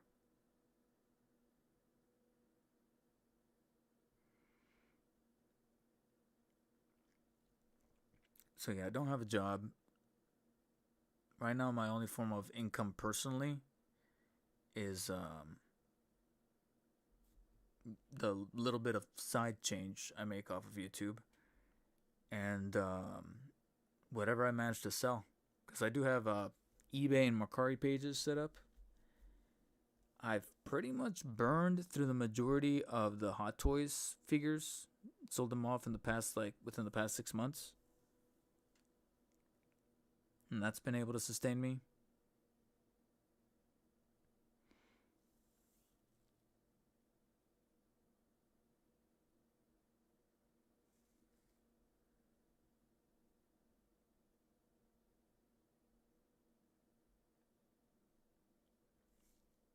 But yeah, that's it. So that's why I'm scared to take a break, because I feel like if I take a break from YouTube and say, oh, within these next 2 weeks I'm not gonna film anything, I get the itch. Because if I don't get the itch for filming, I'm gonna get the itch. Let me stop. Now, thankfully, my girlfriend does have a job, so it's not like we're completely drowning necessarily. She does have a job. It's a full time job, thank God. And not only is it a full time job, but we're actually about a week away from her hitting her 90 days. And for the most part, if you guys know anything, you know that after 90 days, you're pretty much in the clear. Like, after that, it's like you need a legit reason to get fired. After that, it's like, no, you can't get fired without like a legitimate reason. Like, if you break the law or do something that goes against the policy there. But in terms of like being part of the team, like, you're in and you get benefits. I think she even gets a bit of a pay increase. So she's fine. It's just that I don't feel comfortable just sitting idly by and be like, oh, I'm just gonna be the stay at home boyfriend just playing video games. I'm like, no, I gotta, like I said, I gotta create something. That's why I'm scared to take a break, because my brain is just gonna fucking eat itself.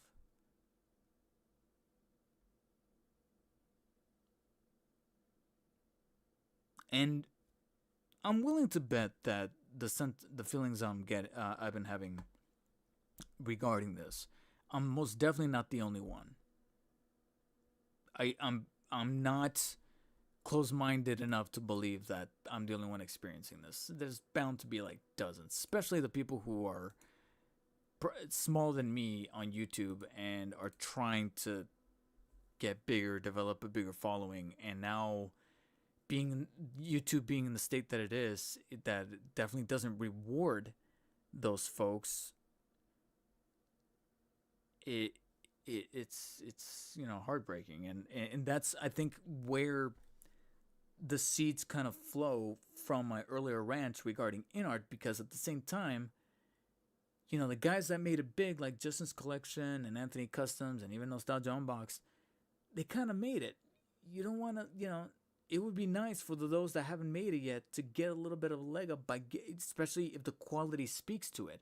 Now, whether or not my quality of videos is like the best, I don't want to say that. I feel cringe. I feel sick just saying that about my own content. I let other people decide that. I don't want to say that about myself. But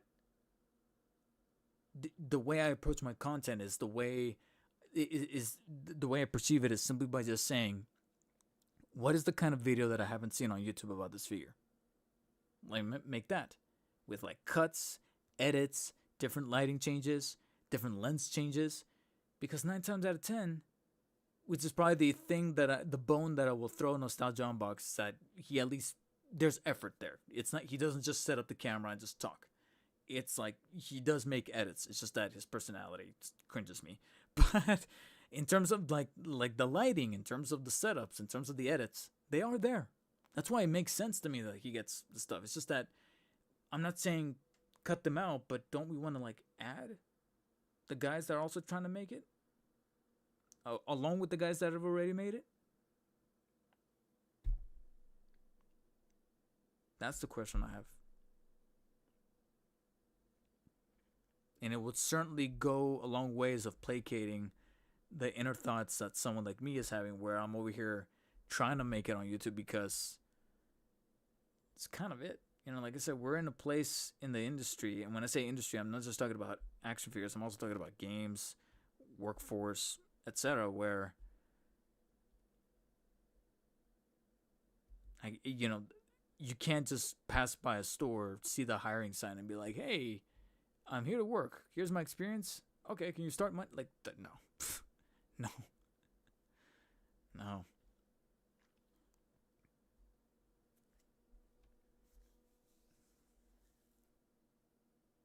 Wouldn't a loyal full-time employee be better than a part-time? They'll be able to do a better job and know the ins and outs of the role. No, Skelly Bones, because that's losing money.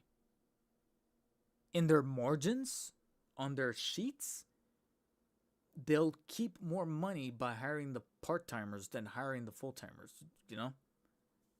Even if it's less full-timers and more part-timers, but looking at the end of the tunnel, they see all those benefits that they're not having to put out. They're looking at those pay increases that they don't have to look forward to. They're like, ooh, okay. That's it.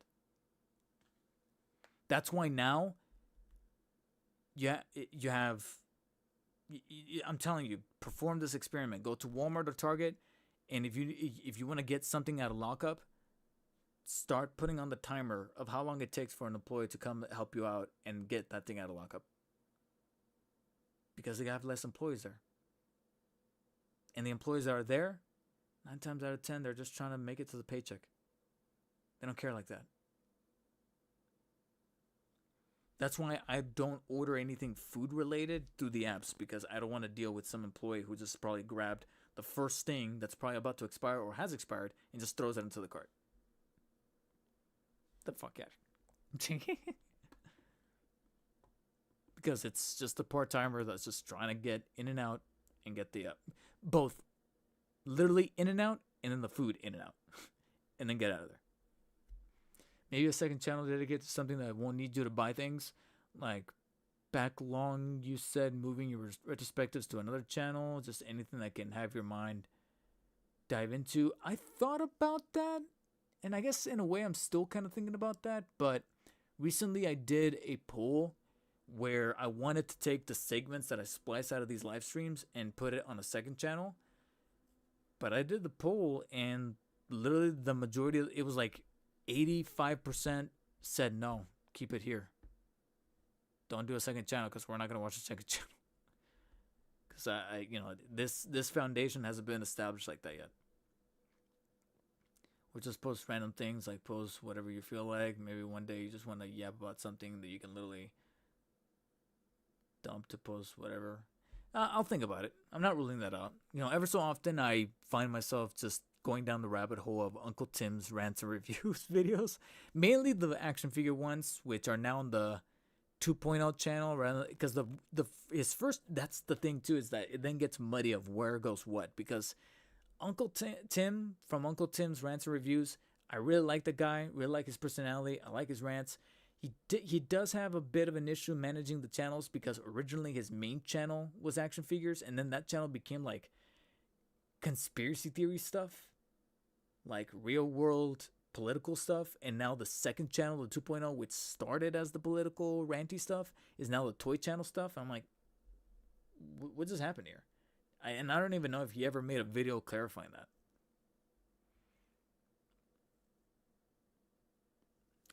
I have an idea for figure content. I personally like videos that cover history of a certain line or about the state of current lines. Neither require purchasing stuff. 90% of figure content is reviews. That is a good idea. In fact, Sumia, I'm trying not to like sound, like I said, negative, pessimistic, but I'll be lying if I didn't say that I was already starting to kind of see the title and the thumbnail for a retrospective video on McFarlane's DC Multiverse Wave from late 2020 to the end of this year, since the license is ending this year. It's like, well, it kind of writes itself. The rise and fall of DC Multiverse. And I'm like, yeah.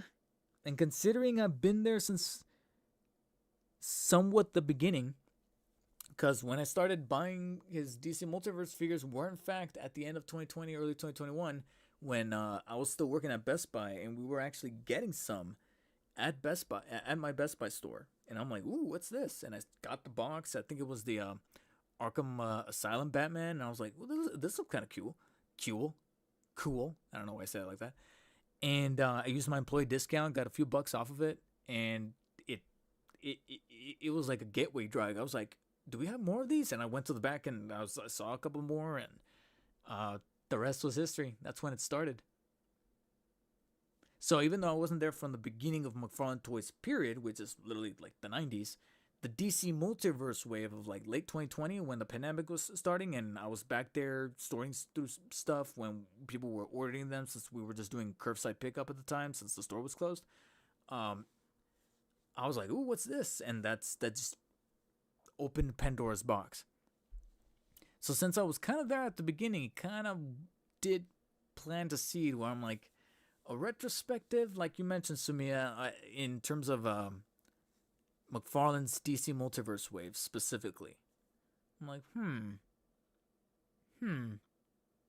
that's on the table. That's definitely on the table. Especially since it's quite possible that tomorrow, me and the girlfriend might actually be going to an event here in Southern California that might bring me just a little closer to possibly completing my McFarlane Toys DC Multiverse Batman collection. Now, I have to specifically say Batman because if I try to complete the entire DC Multiverse collection, including every character, I'm like, no, there's no way. But if we're talking specifically Batman, just Batman, like just the Batmans, I could be wrong, but I'm actually within a good distance of actually having a complete. That's how long I've been collecting. Like I said, back in late 2020 when I was working at Best Buy, and I got my first McFarlane Toys Batman figure there with the employee discount. I have been picking them up since then, and what made me go, I think it's doable, was that during LA Comic Con last year, this comic book place that I'm going to, that I might be going to tomorrow for this event, me and my girlfriend stopped by there just to kind of poke around and look around, and they had a really good assortment of McFarlane Toys figures. And my girlfriend, just for fun, started pulling Batman figures out and showing them to me. And she's like, "Do you already have this guy?" And she was mostly being sarcastic, but I was like, "Yeah, I do." And she kind of got an idea in her eyes, and she was like, "Put it back." And she literally just went to like a random section, grabbed another Batman, and is like, "Do you have this one?" I was like, "Yeah." She went through like 3 or 4 times, this one, and I was like, yeah. I kept saying yeah. And then finally on the 5th or 6th figure that she pulled out, I was like, no. And it was like a platinum edition, so it was technically like a repaint version. And then there was another one where I was like, I have the original, but this is like the glow-in-the-dark variant, yada, yada, yada. So, going back to that experience, I was like, let me go through the checklist. And recently I went on Action 411's site, which I hear is not the most reliable site in terms of like pricing, but they definitely have like a good, strong, up to date catalog to the point where they even already have the Brandon Routh and the new Supergirl movie figures on that catalog. So I was like, all right, somebody's maintaining this for the most part. And I looked through it and I'm like, we're talking between 10 to 15 Batman figures. 10 to 15 away from a complete set. And out of those 15, I want to say about half of them are literally just, like I said, different colored variants, like the all gold Arkham Asylum Batman, the all gold Arkham Knight Batman, this other platinum edition of a figure that, like I said, I technically own. The platinum edition of the Ben Affleck Justice League Batman. That's him without the cowl, with just like the regular Bruce Wayne head. Because I already have the main figure, but I don't have the Bruce Wayne head version. Now I'm like, does that count? Do those technically count?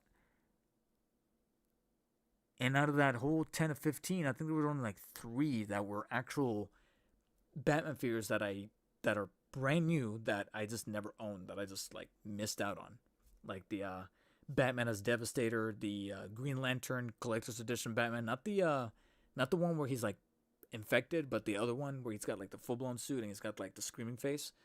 I missed out on that one, but I was going through the list and I'm like, got that. And I was like, I think it could be done. So that's another idea of maybe going in tomorrow and filming to see if those figures could be acquired, because this store will be doing a 30% off the store event sale tomorrow. And that's why I'm like, this might be the time. But again, the reason for why I'm a little apprehensive is because, again, money's already tight to begin with. I think my girlfriend got paid today, but at the same time, like I said, I don't want to rely on her. I really don't. I feel bad doing it. I can maybe pay her back later, but I don't know. We'll see what transpires out of that.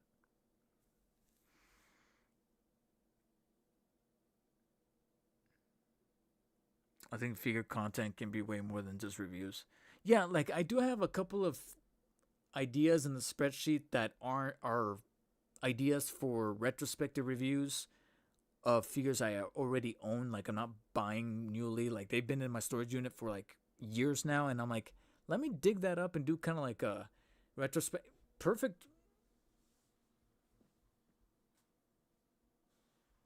With all the talk about the new season of Born Again, it got me to go into my storage unit and dig up the Netflix Hot Toys that I've been having this entire time. And I'm like, I finally have an excuse to dig this guy up and do kind of like a, not a review, because like I said, this guy's been out for almost literally 10 years. But because of that, I'm like, let's talk about where the Hot Toys started off with their Daredevil figures and whether or not they've been able to improve, since the recent ones have also been catching some flack in regards to like proportions and such. So I'm like, this is probably a good thing to talk about. So much so that I kind of jumped the gun. I actually already filmed the video. I'm in the process of editing it right now. So yeah. So yeah, that's where the content's kind of going, where I'm kind of like mixing it half and half with like some up-to-date stuff, like whenever I finally have something from Toys Metaverse shipping, like the Batman Who Laughs, which is on its way, to then some throwback stuff like that Hot Toys Daredevil there. So yeah, in my opinion, McFarlane video is a great idea. If it does well, you can do something similar on Mattel's DC line. Had two of the DC lines coming down the pipeline as well. We got that to look forward to. Then a discussion on the upcoming one. The current lines like WWE can be a reference. Yeah. To be honest, I'll be watching everything you create. Been here since the Dancing with Myself era, and I'm not going anywhere. Thank you, Collector Lucas. I appreciate that. Yeah, and in case by some chance you guys, there's some of you in the chat that don't believe me, I can pull it up right now.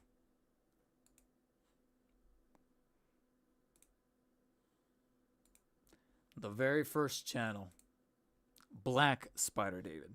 I remember there's some people that when I told them about my channel, they were trying to make it a race thing. Come on. Come on. Joined May 16th, 2007. In almost 2 weeks, it's going to be 19 years. Next year, it's going to be 20 fucking years.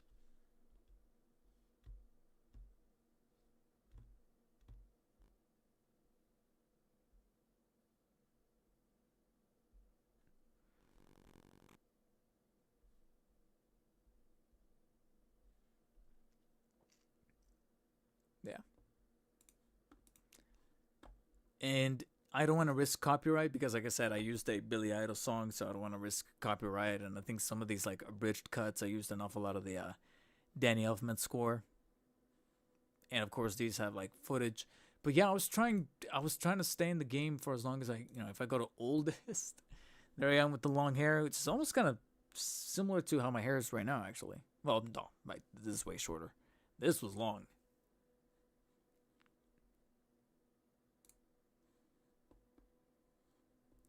Oh, well, it's got ads. Why has it got ads? Don't remember being monetized. Yeah, there's me. Let me mute it just in case. And this was all on. Well, no, this was on Vegas, but this was like a much more primitive version of Vegas. And this footage that you're seeing right here, this was being recorded onto a mini DV camcorder. So mini DV are those like tiny little tapes. They're like very miniaturized VHS tapes. They even have the same contraption with the little flap and everything. And I would have to import it into my laptop. And to import off of a mini DV tape, you literally have to like watch it in real time as it imports. So that combined with my 10-minute time limits that YouTube had at the time definitely made me like constrict my thoughts and opinions, and even had to like part out the videos. Part 1, part 2, part 3. My parents' old ass compact Presario there. Yeah. This is how long I've been doing this, guys. So it hopefully kind of paints a picture as to why it is that I do get in my feelings when I see that I go through the work of like making edits and changing the camera, improving the lighting, improving my sound, creating the kind of video that I would like to see on YouTube someone else makes. So I take it upon myself to make that. And then situations like the one with like Inart or even McFarlane happens, and I'm like, what am I doing? But then I'm stuck between a rock and a hard place, because when I get the advice, which is pretty sound advice, I'm not saying it's bad advice, but Skelly Bones, when you say things like take a break, which sounds like a reasonable answer, like, oh, take a break from this. And do what? What I've been already doing, which is to sit on my ass, play video games. Meanwhile, my girlfriend's slaving herself away at a job that she thankfully does like. That's the bright side, is that the job that she has, she loves. It's part of the medical field, and she loves doing that. But it didn't sit right. It doesn't sit right with me. Like, my pride doesn't let me. Because if I take a break, I'm simply just augmenting the things that I'm already doing when I'm not making videos. It gets offset.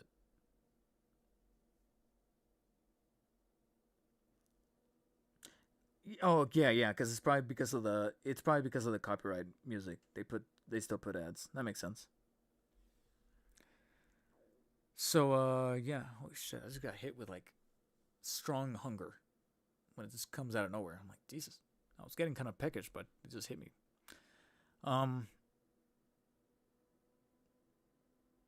Yeah, I mean, I don't know what else to really hammer home, the very precarious nature of toy tubing these days, with the way the algorithm really is, and how a lot of forces of nature are just not benefiting the smaller guy. And I'm not saying that I'm not that small, because 25, or what is it, 26,000, yeah, 25,000 subscribers is most definitely nothing to sneeze at it or scoff at. It's a pretty hefty amount. But YouTube themselves are, when you have YouTube themselves saying subscribers don't matter because people are not subscribing, it's the views. Then now that goes out the window. Now we're, you can maybe see it from a positive perspective of saying we're all on the leveled playing field. But again, it's difficult to not build this mindset of like, okay, the big guys that made it, they made it, and if you haven't made it by now, you're not. You get me? And when you have companies that send out the big stuff to them and don't,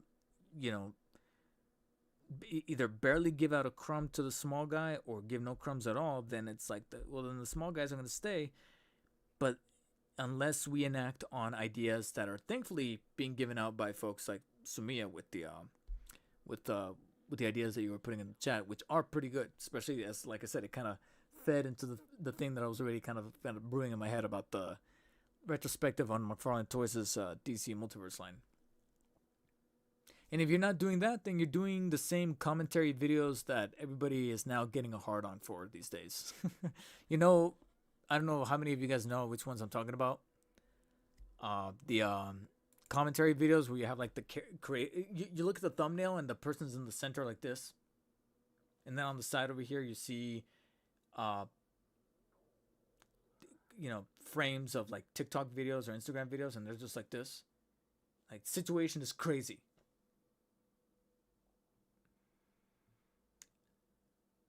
God forbid I ever get to that point.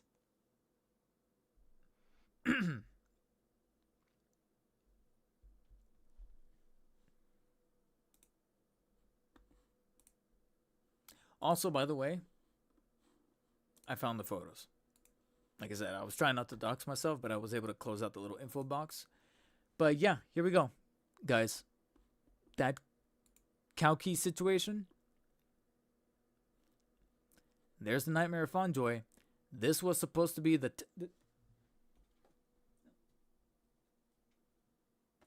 this was supposed to be this. And it's that there in the middle. Not only is it supposed to emulate Mafex, but then you'll notice it says Muff. I think the next photo shows closer pictures. Yeah. You can see how, like, shoddily put into the tray it is. Even the batarangs are thrown off. Like, one's right there, that one's upside down. And then I think the third one, I thought it was missing, but I think I remember it's over there. It's by the head. One of the extra heads right there. There's the third batarang. Yeah, there it is.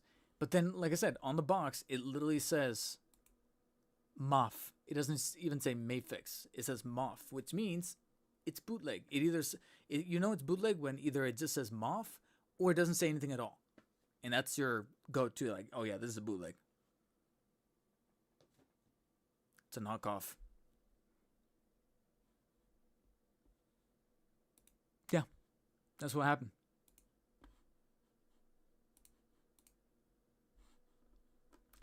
And like I said, that was the second situation. The first situation was when they sent me, and I also took photos of this, but they were so far back that I don't feel like looking them up. Plus, like I said, we're kind of winding down here. Especially since I still haven't had a chance to get to our second topic that was mentioned in the thumbnail. And I technically had two other subjects, but those two can definitely take a back seat, and we could probably like look at them on a different time.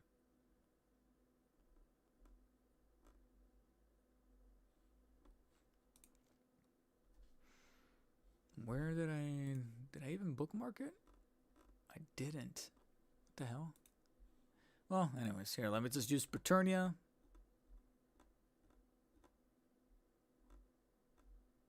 And this topic will also kind of shed light on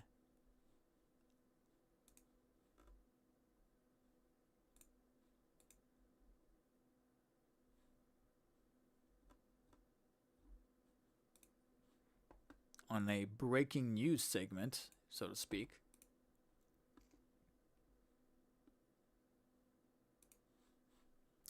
But yeah, just to kind of round things out here with the other topic that was mentioned on on the thumbnail and on the title. Marvel Legends did formally announce, and showcase the Spider-Man Brand New Day figures. 2, to be exact. Except these, as I can't help but make the quip, these Brand New Day figures don't feel brand new because I can immediately look at this Spidey and go, motherfucking pass. Yeah, guys, again, it's going back to the thing where the state of toy tubing, because then I look at these figures and I'm like, I don't have the money to just drop 20. Basically, the way I look at it, I'm dropping $25 to make a video. Not to own a figure, to make a video. To rant about a figure that I know I'm already not going to like. Eventually, I kind of have to wake up and go, no. $25 is literally 2 meals at In-N-Out, 2 matinee tickets, because there's actually a theater near where me and my girlfriend live that actually, for $25, is actually 2 tickets for a matinee showing of something. It could be put towards, better yet, just a different figure that may cost a little bit more, but it could at least go towards that. That's going to be covered on the channel. Because based on just like these photos, especially this one right here, it's fine. It's the final.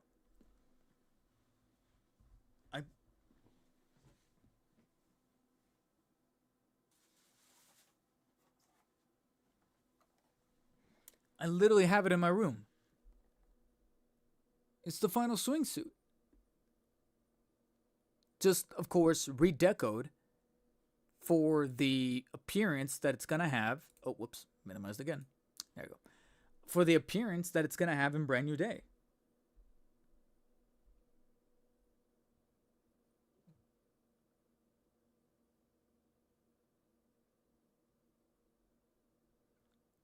It's the same thing. It's the same hands. And it comes with webs that I've seen time and time again with other Spideys, instead of the Tom Holland head, which frankly doesn't even look like Tom Holland, so I guess that's kind of a benefit. But it's the same figure. I mean, am I crazy? And thankfully, some people in the chat are pointing it out. That they're like, yeah, it's the same. And the web pieces, we've seen those web pieces like dozens of times. Same price. If anything, it's probably like $2 more. So yeah, count me out. And if anything, I like how the color on this guy pops just a little bit better than this new Brand New Day one. Are you kidding me? And alongside him, they did announce also Hulk, which I guess mild spoilers, even though we kind of had an assumption that he was going to be in the movie because Mark Ruffalo's in the movie, and then there were the set photos of like a broken piece of a wall down that can only be done by one person, one individual, and that's the Hulk. So Hulk is going to Hulk out. Funny that he comes with a web piece of his own, one that maybe could have been included with Spidey instead. That looks a little bit more unique. But whatever. So you're going to have Hulk here on the side with a terrible hairline and bonus heads. But apart from that, it looks like they might even be reusing some body parts from some prior Hulk figures. Okay. It is what it is. But again, between these two, I'm a Spider guy, and disappointed to see that there's probably a bigger benefit of me picking up a Hulk rather than a Spidey, only because he'll be at least a newish figure to me. And when I mean to me, because obviously I don't own Hulk figures, so it'll feel refreshing. Can this be lifted from a prior Hulk body? Most definitely. There's probably some reuse happening here from some prior Hulk figures, probably that Maximum Hulk that came out, minus the mesh torso or whatever. But yeah, I just simply just don't get it. And every time I see the Spidey, I'm like, I don't care. I don't care. I wish I could like dive a little deeper here, but there's really not much more that I can say, except that at the end of the finish line, right before, well, maybe not right before, I think this got announced last night, leave it to Ace H Figure Arts to say, let me show you how to do it. Ace H Figure Arts said, oh, Marvel Legends, right? Bet. Breaking news-ish. Ace H Figure Arts announces their brand new day figures. I say breaking news because there was probably like some kind of licensing agreement for Disney / Marvel to tell their toy companies and be like, hey, this week, show them out. So at the beginning of the week, you had Legends, and now you have Figure Arts. But it's just that on the cusp of me setting up this live stream last night, this gets announced, and I was like, oh, shit. And leave it to them to tease their own figures, which did get teased with a couple of photos. So far, these are the only photos of these Figure Arts, but despite some egregious paneling and jointage happening, especially with the Hulk, I'll gladly put more money towards this than I do with Marvel Legends. The only one that I'm a little apprehensive about is still Spidey, only because I'm wondering how different this is going to be in terms of either tooling or accessories versus the Final Swing Figure Arts, which I also have right here. Oh, right here. This is the Final Swing one from the end of No Way Home. So I'm going to be curious to compare it to this new brand new day, Figure Arts, which is sadly also taking a page from Marvel Legends' book of like muting down the colors and looking a bit more muted or opaquish versus the reflection. And I get that that's maybe an aesthetic choice that they're doing in the movie where they're like dumbing down the reflection nature. But I got to be honest, in figure form, it just kind of benefits. It pops more. It looks better, in my opinion. Here, I'm like, I could see that they're playing it down, but if they can incorporate like little details like the web shooters or like some bonus accessories to look a little cooler to pose with, that's why I'm going to wait and see what the full spread of accessories for this figure looks like when the pre-orders go live, which I believe are in like, I think I saw, this Preternia post doesn't say it, but I saw somewhere, I can't remember, I think it was maybe Toyshiz who said it, that pre-orders go live. Let me look on his Instagram. Because I think it was Toyshiz that said,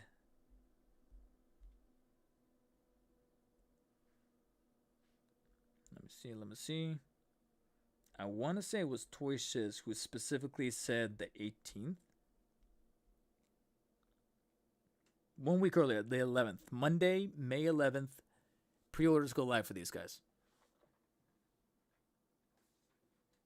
And I'm thinking that around that time is when we're going to get more photos of them with their proper accessories, what you can swap out with, what you can do. And I'm more eager for this than I am for the Legends. Now, also, if you noted, I have here in my room the Legends final suit from No Way Home and the Figure Arts, because also in the package with the Nightmare Batman 2.0,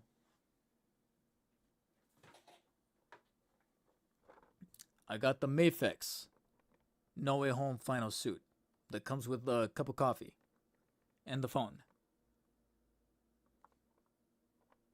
And him I haven't unboxed, let alone reviewed. So expect another three-way between the Legends, the Figure Arts, and now the Mafex of the same final suit. Just in time for the discussion that everyone's having now on the brand new day suit right here.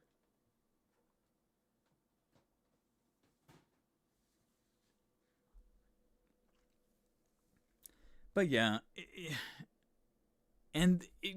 there's a really good chance that there's probably going to be a Mafex, probably a little more later down the line, but yeah, I think it's just going to be history repeating itself. So if there's not enough compelling incentive in the accessories or the tooling, I got to be honest, I might have to pass since I already got the final suit. Both, again, in Figure Arts form, in Legends form, and now Mafex form. That's why I'm like, there's got to be something. Otherwise, I'm getting just a little bit spent on that brand new day.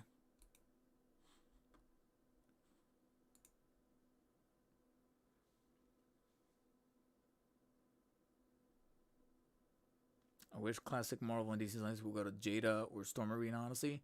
Especially since Jada, every time I see those Street Fighter figures from Jada in store, I'm so tempted, but I I'm not I like Street Fighter. It's one of my two favorite fighting franchises, Street Fighter and Mortal Kombat.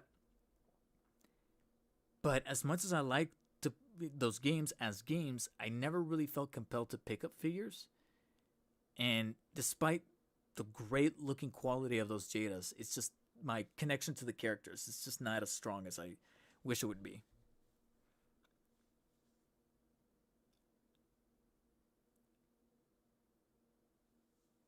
But objectively, I look at those figures and I'm like, they look beautiful. They look amazing.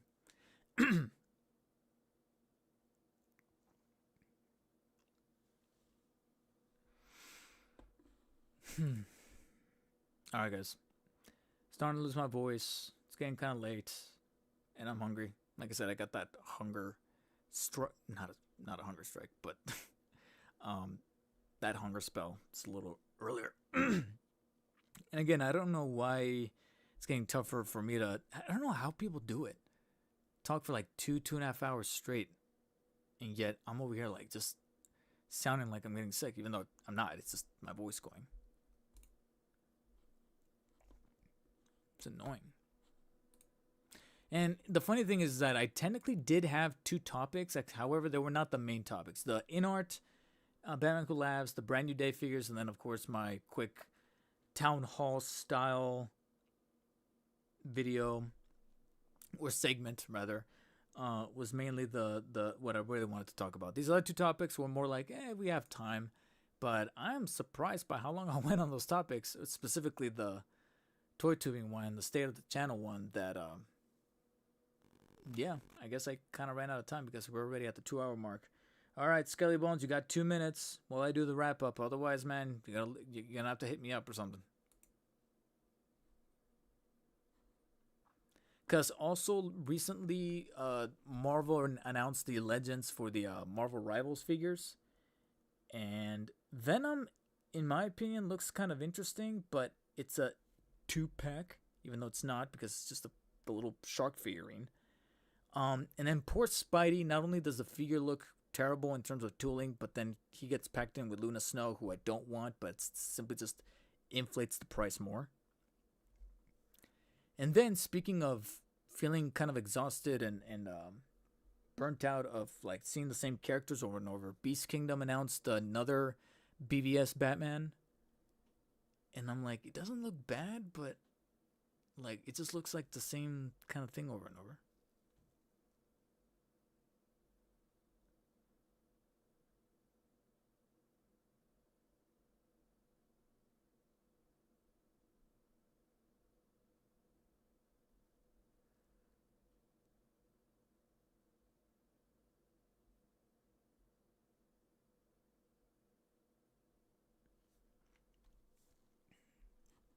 I don't know. Maybe there's another stream next week. I'll bring those topics back, but for now, I'm just like, eh.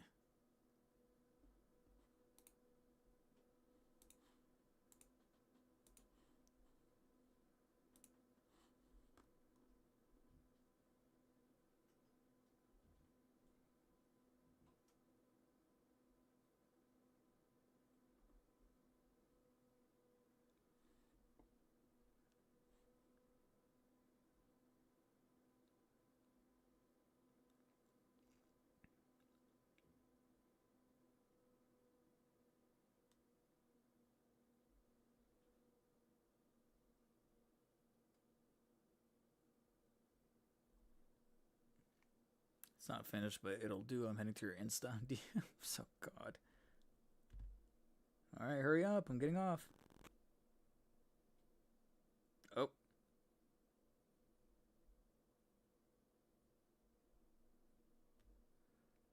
All right, I'm on Instagram, Bones.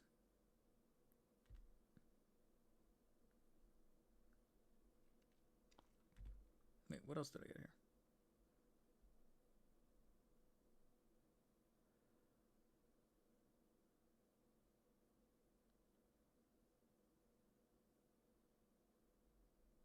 Oh, by the way, I retract my statement earlier. I just noticed right here that apparently 5K Toys has still not sent out second payment on that new waves.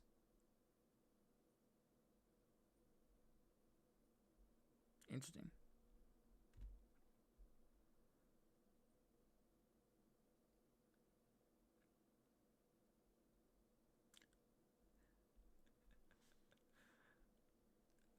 Is that the Dark Spider logo there on the chest? This is not me. He's way too handsome. This is not me.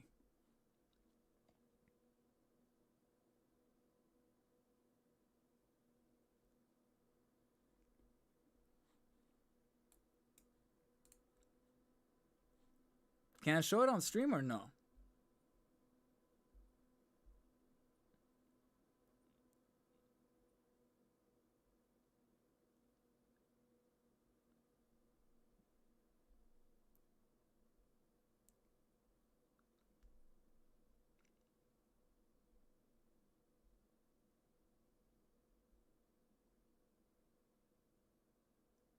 It's a mirror. No, it ain't.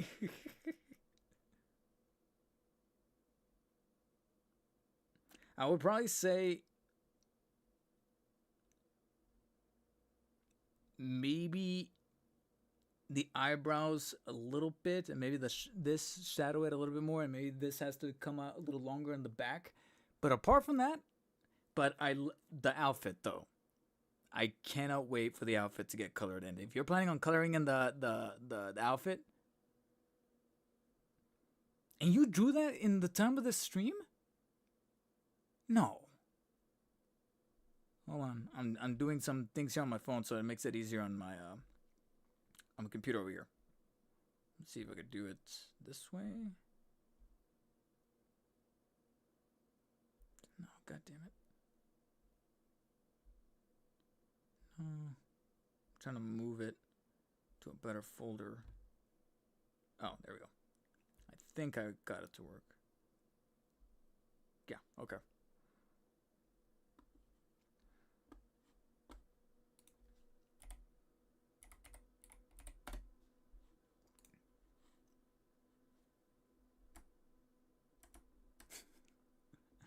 No, that is sick. That is sick. I mainly like the symbol on the front there. And I do notice that there's webbing coming off the side. And even the cape, which I'm traditionally not a fan of with characters, but I do like that it's this distinguishing, because Batman characters, Batman typically has a cape, so it makes sense to make the cape webbing.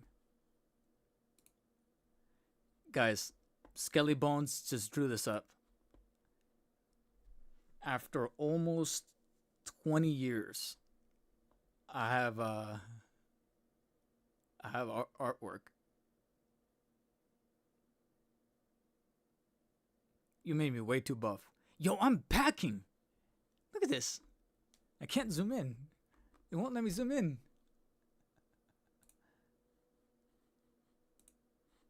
Oh, my breakfast. I took a picture of my breakfast and I sent it to my girlfriend to show her what I made. Sorry. All right, there we go. Yeah. This is dude, I am eagerly anticipating you coloring this in and detailing it out. And take your time. Don't rush it. Even though I just told you that I'm excited. But just don't make that an incentive to rush. Take your time. If anything, no pressure, Skelly Bones. No pressure. But if this comes out the way I'm sort of starting to envision in my head, new profile pic. I'm like, yo, this would be a sick profile pic.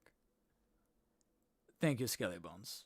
Like I said, you're getting me kind of emotional that after 20 years I finally got artwork.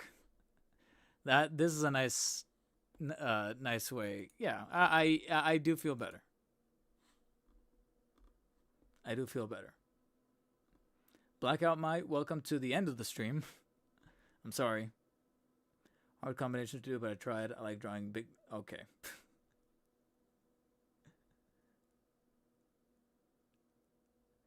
All right, Skellybones, thank you. But yeah, I look forward to the drawn out to the fully realized version, and like I said, that could be that could be profile picture territory.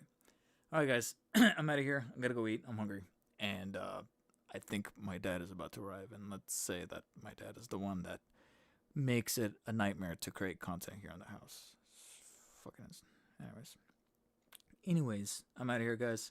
Scaly Bones, again, thank you for that artwork and thank you for tuning into the stream and practically every stream that I've been doing as of late.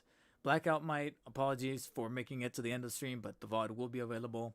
Collector Lucas, Sumia Deep, again, it's difficult to pronounce your name, so I'm just gonna call you Sumia Deep. Ryan Rodriguez. Who else was here? Who else was here? In terms of chatters, that is about it, except for one at the very beginning who was already trying to throw me off. You didn't. If you don't like the stream, don't watch. Anyways, thank you guys for watching, and then I'll close out by answering Big Blackout Mike's question. Did you like Batman Cape Crusader, the Amazon Prime TV show? I did. Did have some not even nitpicks, actually some full-blown complaints about it, but overall, as a whole, I did enjoy it, and I would appreciate a season 2, except it's been relatively quiet, so hopefully some more is going to come out of that. But at the same time, considering how Gunn is kind of working his universe, both in the live action front and animation front, I'm not holding out too much about it, so we'll see what happens. But anyways, guys, thank you for tuning in. Appreciate you all, and until next time, stay humble. See you later.